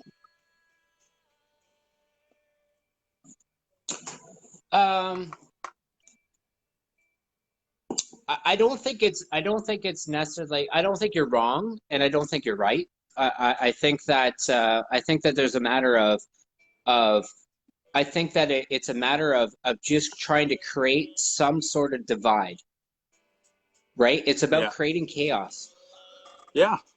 And right? that's a great word. It is And about creating chaos. And I think people out there that are in the power love chaos and feed off the chaos and want chaos because right. chaos breeds hate and chaos, but chaos breeds fear, but chaos makes money too, right? It Sadly. does. It does. And so part of the reason why I want to so there's a couple things that like I sat back for a little while and you mentioned about hopping on, let's have a chat and stuff. And we talked about mental health. We talked about all these things. Um, I'm in the dental world right now in Yeah. Ontario, Yeah. Yeah. So you're not. which is you have no idea. Like our Yeah. entire world has been flipped upside down, right? For So sure. over all of this. So when we talk about struggles and you talked about seeking counseling, you talked about all these about the the benefits really of being able to um, seek some of this help that's available, right? Yeah. And Yeah. it's very very true, and it's very very true. But I think that what I wanted to bring forward to you is that at the end of the day, we control our mind. That's it, Yeah. Yeah. right? So the choices you make dictate the life you lead, right? You It's can true. plant, you can plant, you have to think of your brain as being a farmer, right? If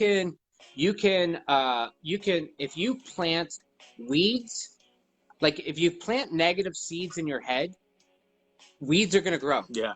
Yeah. I agree. right? Yeah. If you plant positive thoughts and Into the understand universe. how to retract that, Yeah.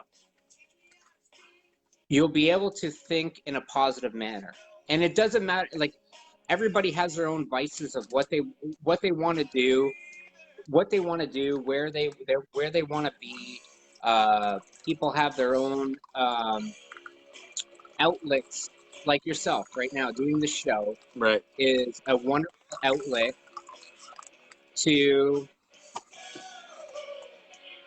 take care of Escape my isolation, to madness. Yeah. not be back into paradise and sunshine at the bar, Exactly. right? Ropa Locos, where you should be Yeah. having fun. Yeah. swimming by the bar, bikinis and drinks. You know, Yeah. like I get it. I understand, right? Yeah. We all have our things that we need to do. For sure. But at the end of the day, we all have to understand. We all have to. Yeah, Lance says go camping. For sure, you can. Thanks, Brams.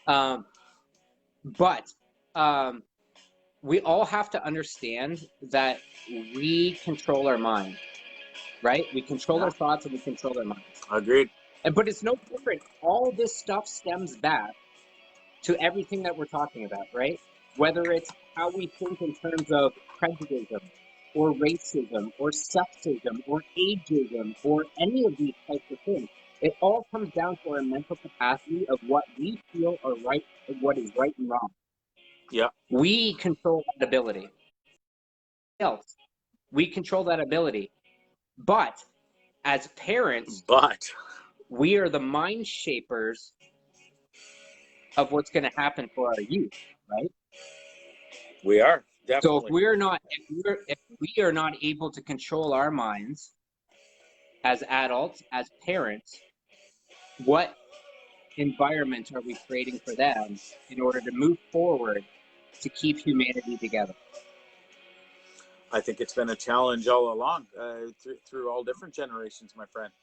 You know, we've all dealt through different things through different generations, and this is ours. Um, and you know, number one, I think, is keeping kids away from mass media, and what they see, and the fear mongering that goes on. I think that's super key, and it looks like everybody's agreeing with what you said. And somebody else made a comment. Mike, a friend of mine, said something. It's gone off the screen now, and I won't look back, but people are agreeing, and it's just along the lines of, we, you know, what you said, we are in charge. We're in charge of what our kids see and do, for the most part. You know, we try to be as much as we can. So, you know, we just got to be, we just have to love one another and take care of one another, and we all got to get through this together. And I think it definitely means more censoring, of our kids from the news right now. They don't want to hear about this boogeyman COVID shit, and nor should they. I mean, we have to educate them to a certain degree, um, but you know, at the same time, we don't want them scared shitless and having nightmares at night about the COVID boogeyman and stuff like that. So, you know, where do you? My kids are already having that, though, Yeah, Greg. My kids are already having that, yeah, that's sad. That's sad. right? Because you try as a parent, and I know, Dustin, you're a great father, and I've met you, and I've seen that you're an amazing father, and your fathering skills. You do a great job, and still your kids are having nightmares. Kids are going to find out, which is sad. So no matter how good a job we do, and we try to police or parent our kids and hide them from the boogeyman, whether it be COVID, whether it be just pedophiles, whether it be whatever that's going on in society that kids don't really need to know about, we can't hide them from everything, you know, which is scary as a parent, and that'll never change, right? So let me ask you. So, what are your communication chains with Ty and Brad right now? My communication is almost daily. Obviously, they're 2 hours away from where I am right now. We're living in different towns, and you know, we just try. Like, I just had an amazing conversation with my son 2 nights ago, and sadly, it was right before the show on Wednesday night, and Brad and I were talking about an hour before the show, and he sent me a video, and I was already really struggling. Um, I've made no secret of it that especially this past week has been terrible for me. Um, some weeks are better than others. This week just happened to be, the past 7 days were hard. Depression wise, PTSD, flashbacks, no sleep. I was just tired, and I was angry, and I was pissed off at the world. I mean, God, I would snap at everybody around here just cause I was, and I feel horrible for it, but I also couldn't help it. I'd come downstairs and just go like, dude, why are you so fucking mad? And like, just calm down.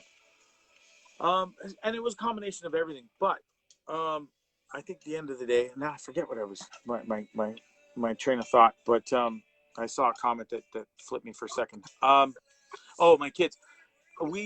So Brad sent me a video, and it was their not so much graduation. They all were they put their hand up, so they'd show like the normal Ty or Brad. It was his graduation. They're supposed to be, so it'd be Brad on the screen, and then he put his hand up like this, and he'd come back and he'd be in his prom stuff, like he was going out with his girl for the night to the prom, and then he would hand over like to his friend, and this video went on. A teacher put it together, and it was incredible. It made me bawl my friggin' eyes out, dude, right before my show, and it just set me off. And I did 27 minutes of an hour show last week or Wednesday because I couldn't deal. And it kills me that these kids have to suffer like this and go through this pain that you and I never knew or had to deal with, and it's horrible. So anyways, you have to keep communication lines open, whether you live or don't live with your kids or your loved ones. It's key, and I'm lucky and thankful enough to have a great relationship with them. We talk a lot. Ty just released his new single and the video, which has been doing amazing. Yeah. So that's I checked that out, which is pretty. Yeah. You gotta link that up because it's pretty awesome. Drippin' is dropped. Yeah, it yeah, really is good. An amazing, heartfelt song and video. So for those of you who haven't seen it, real quick plug: Drippin' by Ty Bond. Check it out on YouTube. The video. If not, check the song itself is on Spotify, Apple Music, SoundCloud. Check it out. Any streaming outlet, it's out there. Drippin' by Ty Bond. So thanks for the support and good luck to him. He's a talented. Listen, you have two incredibly talented kids. Thank you, bro. You really do. You really do. Like you fucking lucked out, man. Yeah. I'm blessed, and not only are they talented, they've been amazing kids. Some of us only pray, like we look at our dipshits that we may have, like not to say that I have dipshits, but we may be like, holy fuck, our kids are retarded or whatever, like pardon my French on that, but you know what I mean? It's like, what are my kids going to amount to? What are they going to do? And at the same time, you have two kids now that have that have done very, very well for themselves. Very well. Yeah. The apple doesn't fall far from the tree, bud. Fair enough. Fair enough. Yeah, dads all right themselves. All jokes aside, I am super blessed to have two amazing sons, not only for their talent, but you've met them. I think have you met both or just Brad? I have not met Ty, but I've spent time with Brad. Yep. But people that have met them both, or even one, I've never ever had somebody come up to me and say, "Listen, man, your fucking kid's a nightmare, and his behavior is disgusting." I've had nothing but accolades from my whole life, and I don't take full credit to that. I have to give some kudos to my. But it was a dual effort of raising those kids, and they turned out to be amazing boys and men now, and they both found their own talent. One's a professional magician, one's a professional rapper signed with Taylor Gang, Wiz Khalifa's minor league record right now. So I'm super stoked for them both. And listen, Dustin, it doesn't come just naturally either. It comes with a lot of hard work. Oh, for sure. Everything comes with hard work. So everything comes with hard work. Yeah. Their talent is, which again comes back to exactly what.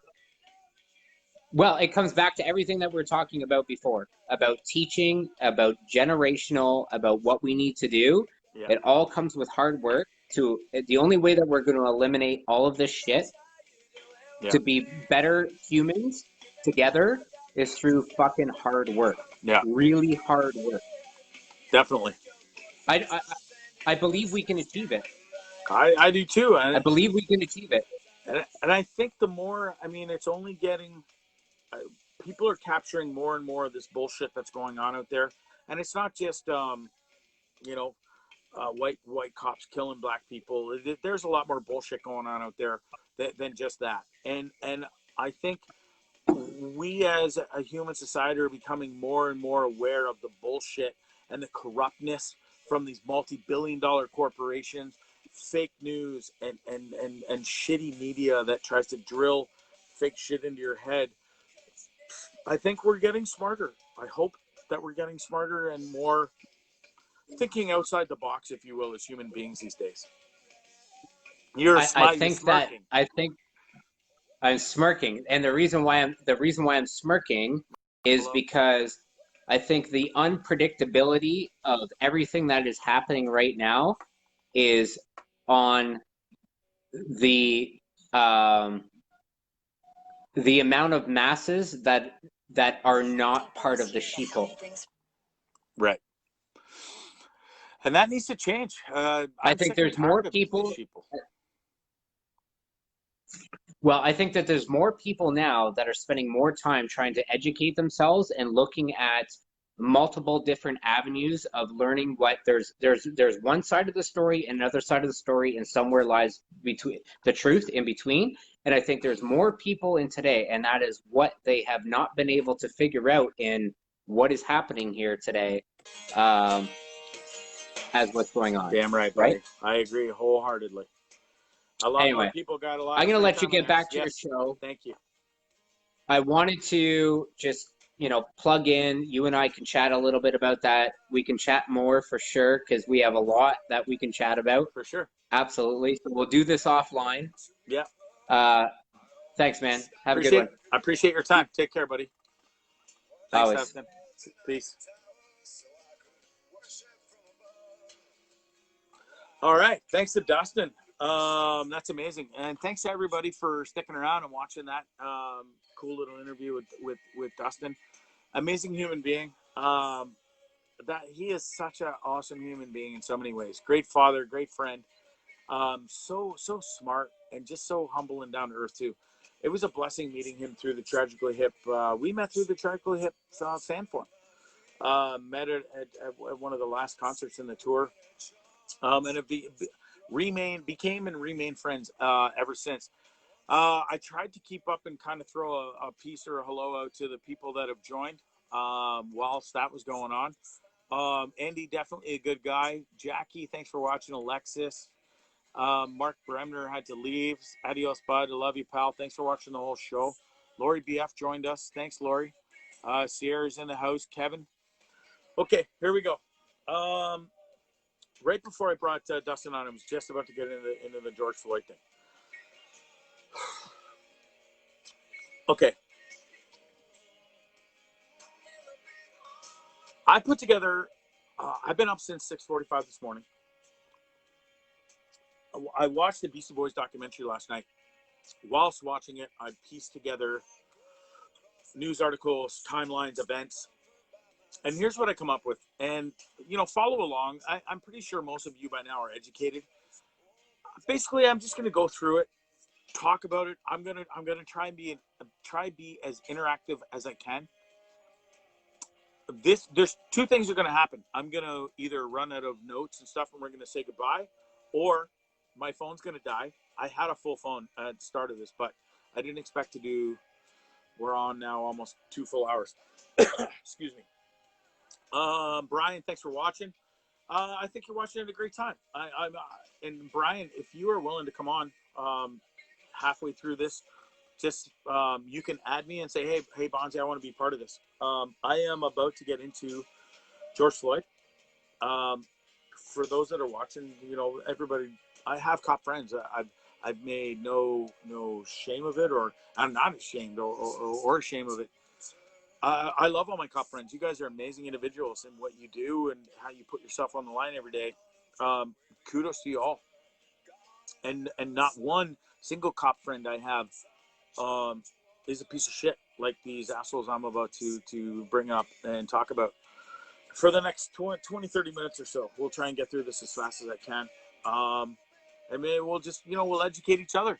I'm open to your guys' comments, and if I get facts wrong, and I'm not saying my facts are factual and a hundo p. These are just facts I've taken from news sources to relate to you guys to make my show interactive and educational. George Floyd, 44 years old, walks into a store, buys a pack of smokes, apparently gives a fake $20 bill. Right? This is Tuesday, May 26th, around 8 p.m. Anyways, he gets his pack of smokes, walks outside, goes and sits in his van. Owner sees. I don't know where the details are vague on the fake $20 bill. But anyways, it turns out that they call 911 and report that an African American man tried to buy smokes with a fake $20 bill. This leads to police showing up and confronting George outside he was in his van. The police are outside and confront him and say, hey, we need to talk to you for a second. Mr. Floyd easily steps out of, it's all on video. He steps out of his van peacefully. No resisting arrest at this point. In the video, there's many different angles and videos out there. And it's sad that, and it's just by coincidence, the way the police vehicles are parked. You get kind of one side and then you get another side. Anyways, from what we as humans, and we've all seen, if you did your homework and your research, the videos show at first the police taking Mr. Floyd calmly to go sit down and have a chat. And he's sitting down on a sidewalk with two different police officers. At this point, he is with two different police officers that are not physically seen in the video, if you will. I'll quotation, the video filmed by a 17-year-old female individual. That is damning and is damning to these guys for sure. But it's the number one video that we've all seen and watched poor George Floyd die on this video. Anyways, the first camera showed George being escorted, sits down, no resisting, no nothing. Okay. Then they are taking him to the police car to for whatever reason they want to talk to him in this police car. He's on his way to the police car. This is where the video ends. You can no longer see a video at this point. This is, I'm speaking from this morning, my notes at 7:30 this morning. Since I wrote this in final copy at 5 p.m. this afternoon, one video has surfaced. We haven't seen it. It's public. At least I haven't since going to air. There was a video that surfaced that shows Mr. Floyd, George, dropping to his knees in almost fear. The words that are described in the article that I read, he was dropping to his knees in fear because he was claustrophobic and had a phobia of being shut in the back of this small. He's a big dude, football star. I can't remember where he went to school. Florida, maybe? No, Houston. Sorry. Anyways, big dude, and I guess for whatever reason, the toxicology reports haven't come out. The word is on the street he was drunk. But he didn't appear drunk in the videos, so we don't know yet. I'm not going to speculate on whether he was drunk or stoned or on some kind of drug. But for all account purposes, he looked normal. And I guess the video we didn't see him. What I'm talking about is he dropped to the ground a couple times, which they called resisting, but it was fear. So the article says. Then, anyways, he did get in a police car. There was a point where he was in a police car. Okay. So then explain to me for a hot second, how does a suspect of a counterfeit $20 bill end up in police custody in a police car and then all of a sudden ends up on the ground outside the police car, handcuffed with arms behind his back. He's on his belly, right? Okay, follow me here. I got 10%, so this probably shows not, unless I can decode of using headphones. He's on the ground on his belly, and he's begging for his life. He's got Captain Douche there, knees in his neck, shoving his knees directly drilled right in poor Floyd's neck.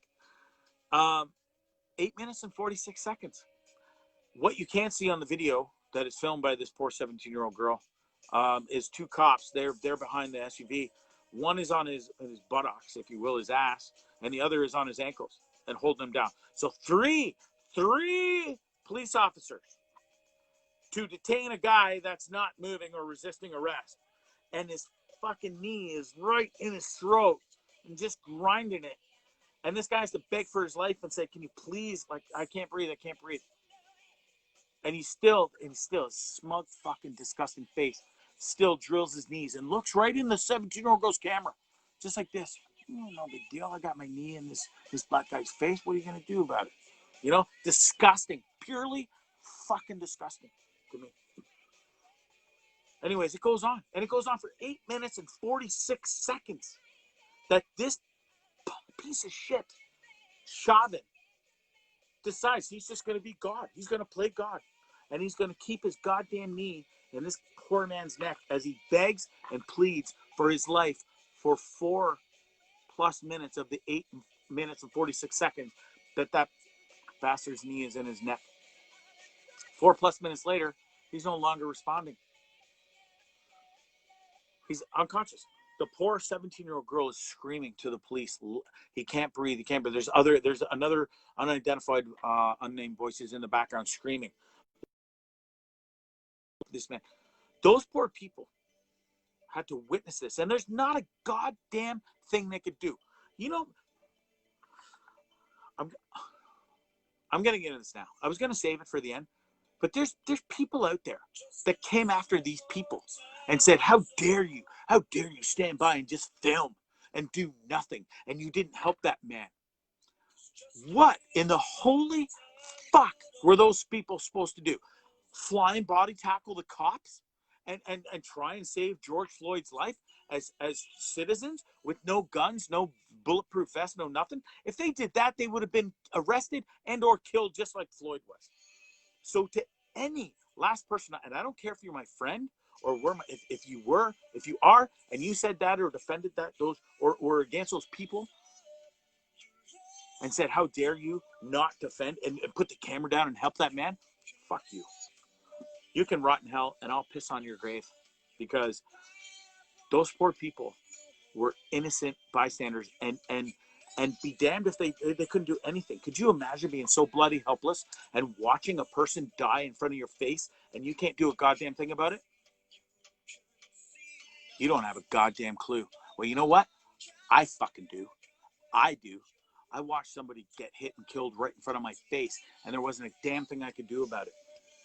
Not a damn thing. And there was not a damn thing those people could do. What are they going to flying body tackle Captain Tubby Pants there, who stood there with his arms crossed, watching his partners put his knee in Buddy's throat while he slowly passed away to his death? Man, if I could have 1 second with I want more than 1 second. I want 10 seconds with both of them. I'd fucking smash their fucking heads together so many times. So I'm getting fired up a little bit, and I shouldn't get so angry. I should be more professional. But it's sickening. I've seen this video so many times, and to watch that man stand there with his arms crossed, looking into that camera while he doesn't not do a damn thing and listens to a man plead for his life, I'm angry. I'm sorry. I'm angry and I'm upset. And as you all should be. And if you're not, there's something wrong with you. There's something seriously wrong with you. And there's something seriously wrong with you if you think for one hot second that those people have filmed or were in the background screaming and didn't do anything to help that poor man. What are you supposed to do? Are you going to be there and be a hero and you're going to fly and body tackle those guys? You'd be dead too, or arrested, or in jail. So shut your fat mouth. You weren't there, and you weren't there, and you would never be there. And how dare you ever? So many people have come at this poor girl. She'll be traumatized for life. Her life is changed forever. And I can speak from experience. She will never, ever sleep another proper night in her life. That poor girl. All she wanted to do was go to the store. She was running an errand from her mom. And she's a hero. She's a goddamn hero in my books, because you know why? She is the crystal clear evidence. She was made to be there. I don't care if you believe in God, fate, whatever you believe in. That poor little 17-year-old girl was put there for a reason and on purpose and made to film that, because it's going to prove pure murder. That tape is damning to all four of those dirtbag murder cops that were there. Okay, all four of them are going to go down. Now, to get back on track here. So the video shows no resistance. The only thing I told you about is he was dropping to his knees. That was the only time of resistance. So how he ever ends up on the ground, on his belly, outside of the police car, we still don't know.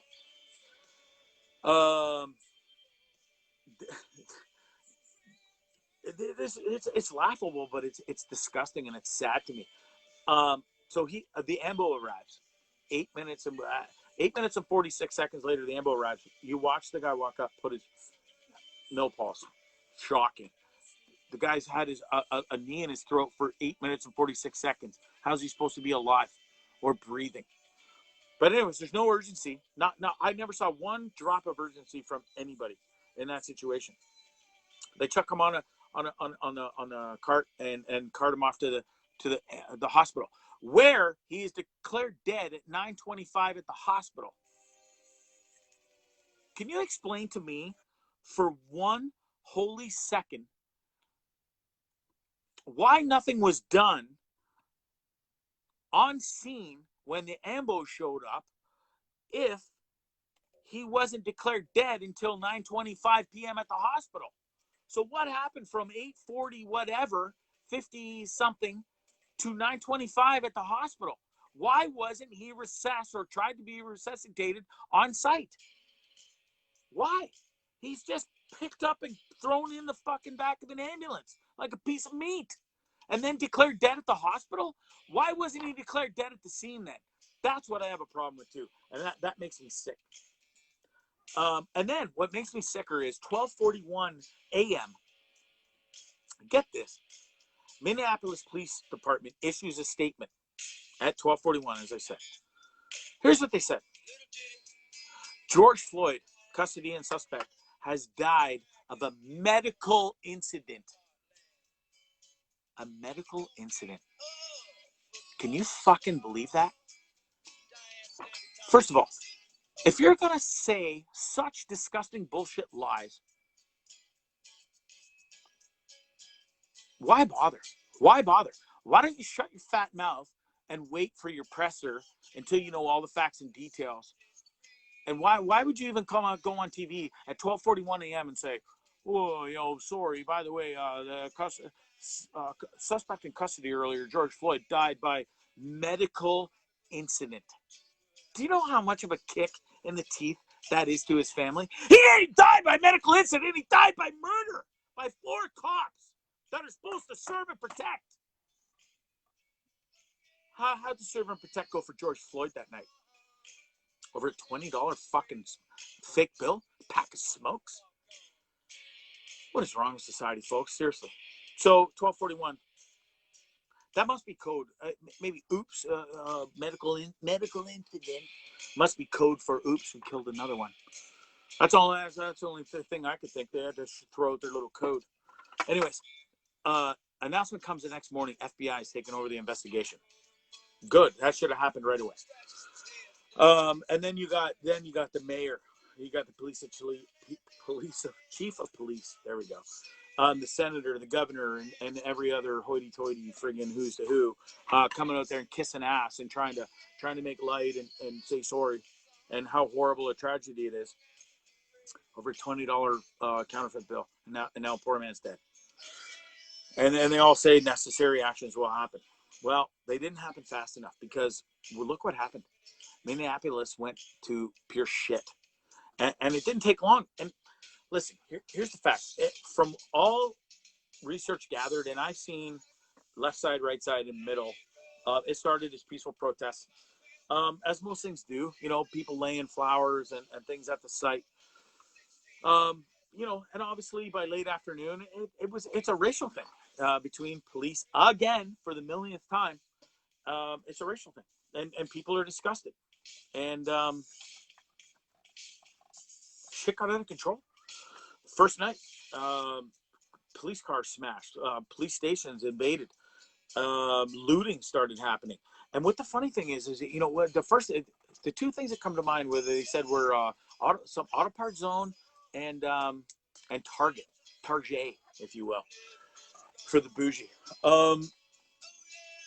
First of all, I single-handedly watched a video at 7 a.m. this morning of a white man in a mask, a very them painter, like a Banksy mask, if you will. The guys that spray paint the graffiti and they got the 2 air chambers here and the thing here.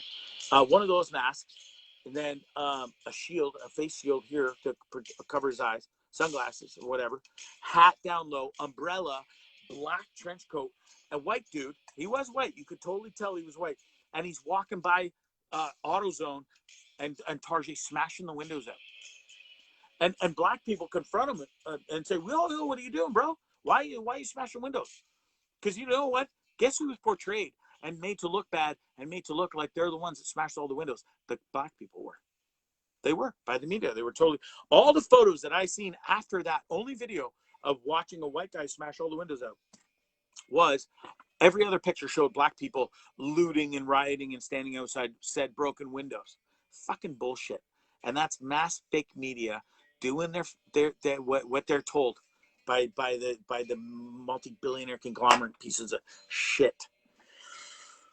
Anyways, this is all. It all starts to get out of control, right? As you would expect. Tear gas starts pouring in now from the cops in riot gear. Rubber bullets are flying. So what does that do? That just incites more anger. And now buildings are on fire, innocent buildings and police stations, cop cars, and it's they've lost it. They lost the city because nothing has happened. There was no arrest made at this point, and people were sick and disgusted and pissed off. And then you get Captain Orange there, yesterday morning, 2 mornings ago. By Captain Orange, I mean Trump. For those of you who don't know my side joke of Captain Orange. Captain Orange tweets, which he never misses an opportunity to tweet, right? Tweets that justice will be served and his heart goes out to the family and friends. I don't know how long it is, an hour, 2 hours, 3 hours later, here's what he tweets. He sends two tweets. He condemns the people in Minneapolis and calls them thugs. Actually, I'm gonna bring it up here in my trusty computer. I think it's one of my first pictures here. Bear with me. Here we go. Okay. First picture. Our dearly beloved Captain Orange there. Oh, so it's backwards. So these thugs are dishonoring the memory of George Floyd, and I won't let that happen. Just spoke to Governor Tim Walz and told him that the military is with him all the way. Any difficulty, and we will assume control. But when the looting starts, the shooting starts. Thank you. That's something coming from your president, isn't it? Oh, it makes you all warm and fuzzy and feel the peace and love inside, doesn't it? Well, it's funny that that piece of shit has to tweet that and condemns everything that's happening. But yet, just what, a month or so ago in Michigan, all the rednecks and the hooligans storm the government buildings with their AKs. And here's what your beloved, if you're listening in America, but even though like this douche is part of our nonsense too, I'm struggling with it. Okay, the governor of Michigan should give a little and put out the fire. These are very good people, but they are angry.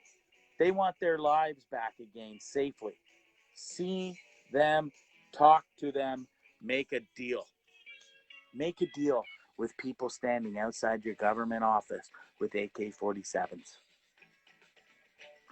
But yet, watch this. But yet, we're gonna let me find this picture for a hot second. Sorry. This isn't all in order. I think this is it.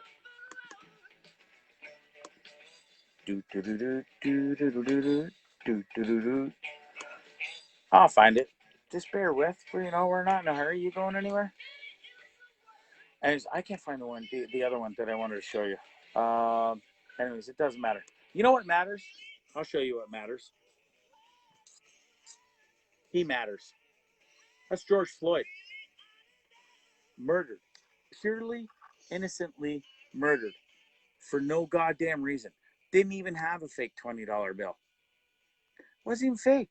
There was no reason for this to happen. Murdered. He was murdered by 4 cops who were obviously in a pissed off goddamn mood that day. These punks right here. All 4 of them, murder cops. See them right there? And look at this, especially these two. These two make me goddamn sick. And I'm sorry. Maybe the little inner child came out of me today, but I couldn't resist. Look at these 2 losers. They just make me sick to my goddamn stomach. And I hope they make you sick to your stomach too, as they should. Look at these 2 losers.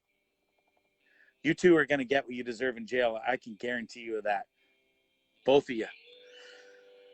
Okay, I'm going to lay low for a second. Calm down.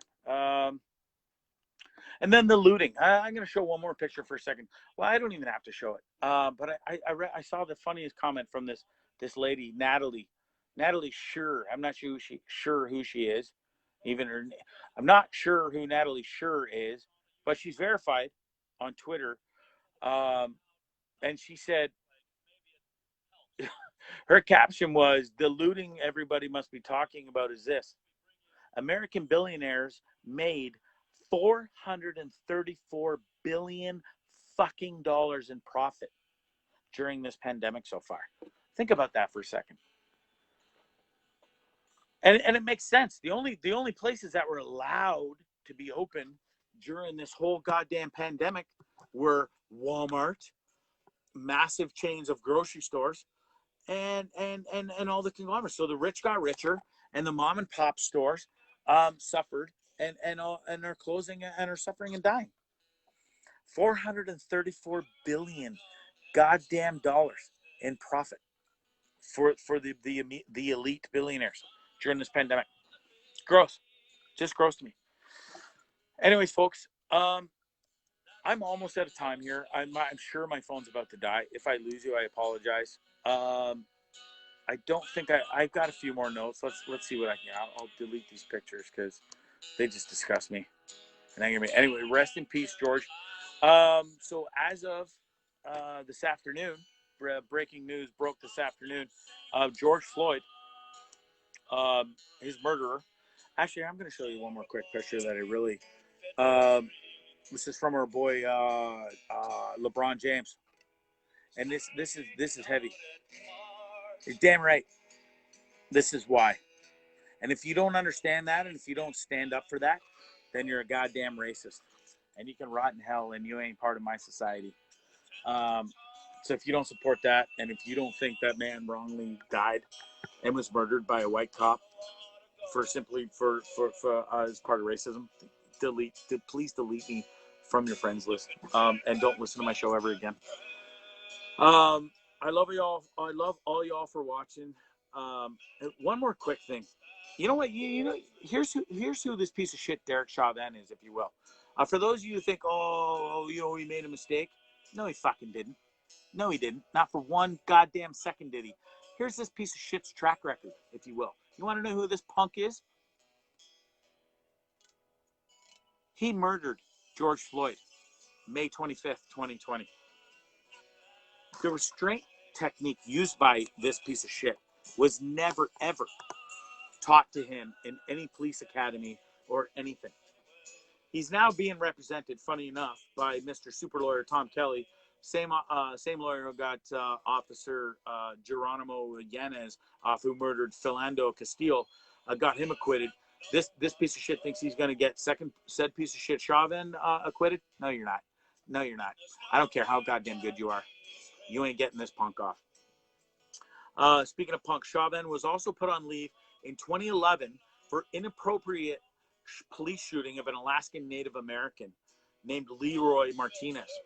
Rest in peace to you, my friend. Chauvin was also shot Ira Latrell Tolles, an unarmed black man, 21-year-old unarmed black man in 2008. Got away with that. No big deal, right? Also, he was one of the officers who murdered Wayne Reyes, a Latino man with 16 bullets from Chauvin's gun alone. Out of the 42 rounds that went into that poor man's body, 16 of them came from Chauvin's gun. Holy fuck. Yet, this piece of shit still out policing the streets, serving and protecting, if you will, folks? Chauvin and another officer were chasing a car in 2005, causing the death of 3 people, according to the Communities United Against Police Brutality. And the kicker, there are 18, not 5, not 6, not 8, not 10, not 12, 18 counts of police brutality against this piece of shit Chauvin to date in the Minneapolis Office of Police Conduct Complaint Database. All 18 charges or complaints listed as closed, non-public, or no discipline. Even if 1 or 2 or 3 of those things stuck, he would not be a police officer on the streets today bullying and fucking murdering people. It's disgusting. We failed. We, as a society, failed. Minneapolis, as a society, failed George Floyd. We did. This piece of shit should have never, ever been a cop at 44 years old to this day. He shouldn't. His track record is disgusting. He's a goddamn serial killer. If he wasn't didn't have a badge and a gun, he would be listed as a serial killer and a racist murderer. But yet he was serving and protecting the people of Minneapolis. Really? Was he? Anyways, man, my phone's going to die.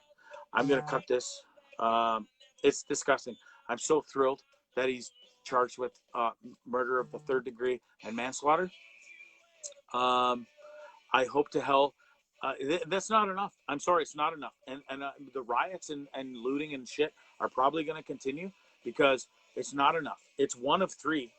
And until all four are charged with at least something, I think shit's still going to be in disarray over there in Minneapolis, as it should.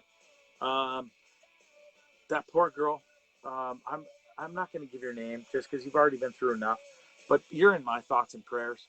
And your life is shit from here on out. I'm sorry, it is. I'm speaking from experience. I hope you get the help, and I hope it's given to you that you need for what you've dealt with. You're a hero. You are not a piece of shit who failed that man. You are a hero. And fuck anybody who thinks differently. And if you do, please delete me and piss off. You're not my friend. And there's people, friends of mine that I have seen, and I'm not going to name names, and I'm disgusted by your comments. You know who you are. You single-handedly pointed this individual out and said how dare she should be arrested too for not doing anything. Well, really, bitch? What did you do? And what would you do if you were there? You like I said, you're gonna fly and body tackle 4 cops and try and save Mr. Floyd? No, you're not. So shut your fucking mouth, because you're wrong, and you wouldn't have done a goddamn thing. Like that poor 17-year-old girl couldn't. She couldn't do anything. She's an innocent bystander who happened to get the most amazing film to make sure that these pieces of shit go to jail forever and justice is served. Maybe not ever, but justice will be served. Mark my words. I love all y'all. Thanks for watching. I'm disgusted by what I've seen. We got to start loving one another and taking care of one another way better. You're damn right, Derek. Rest in peace, Mr. Floyd.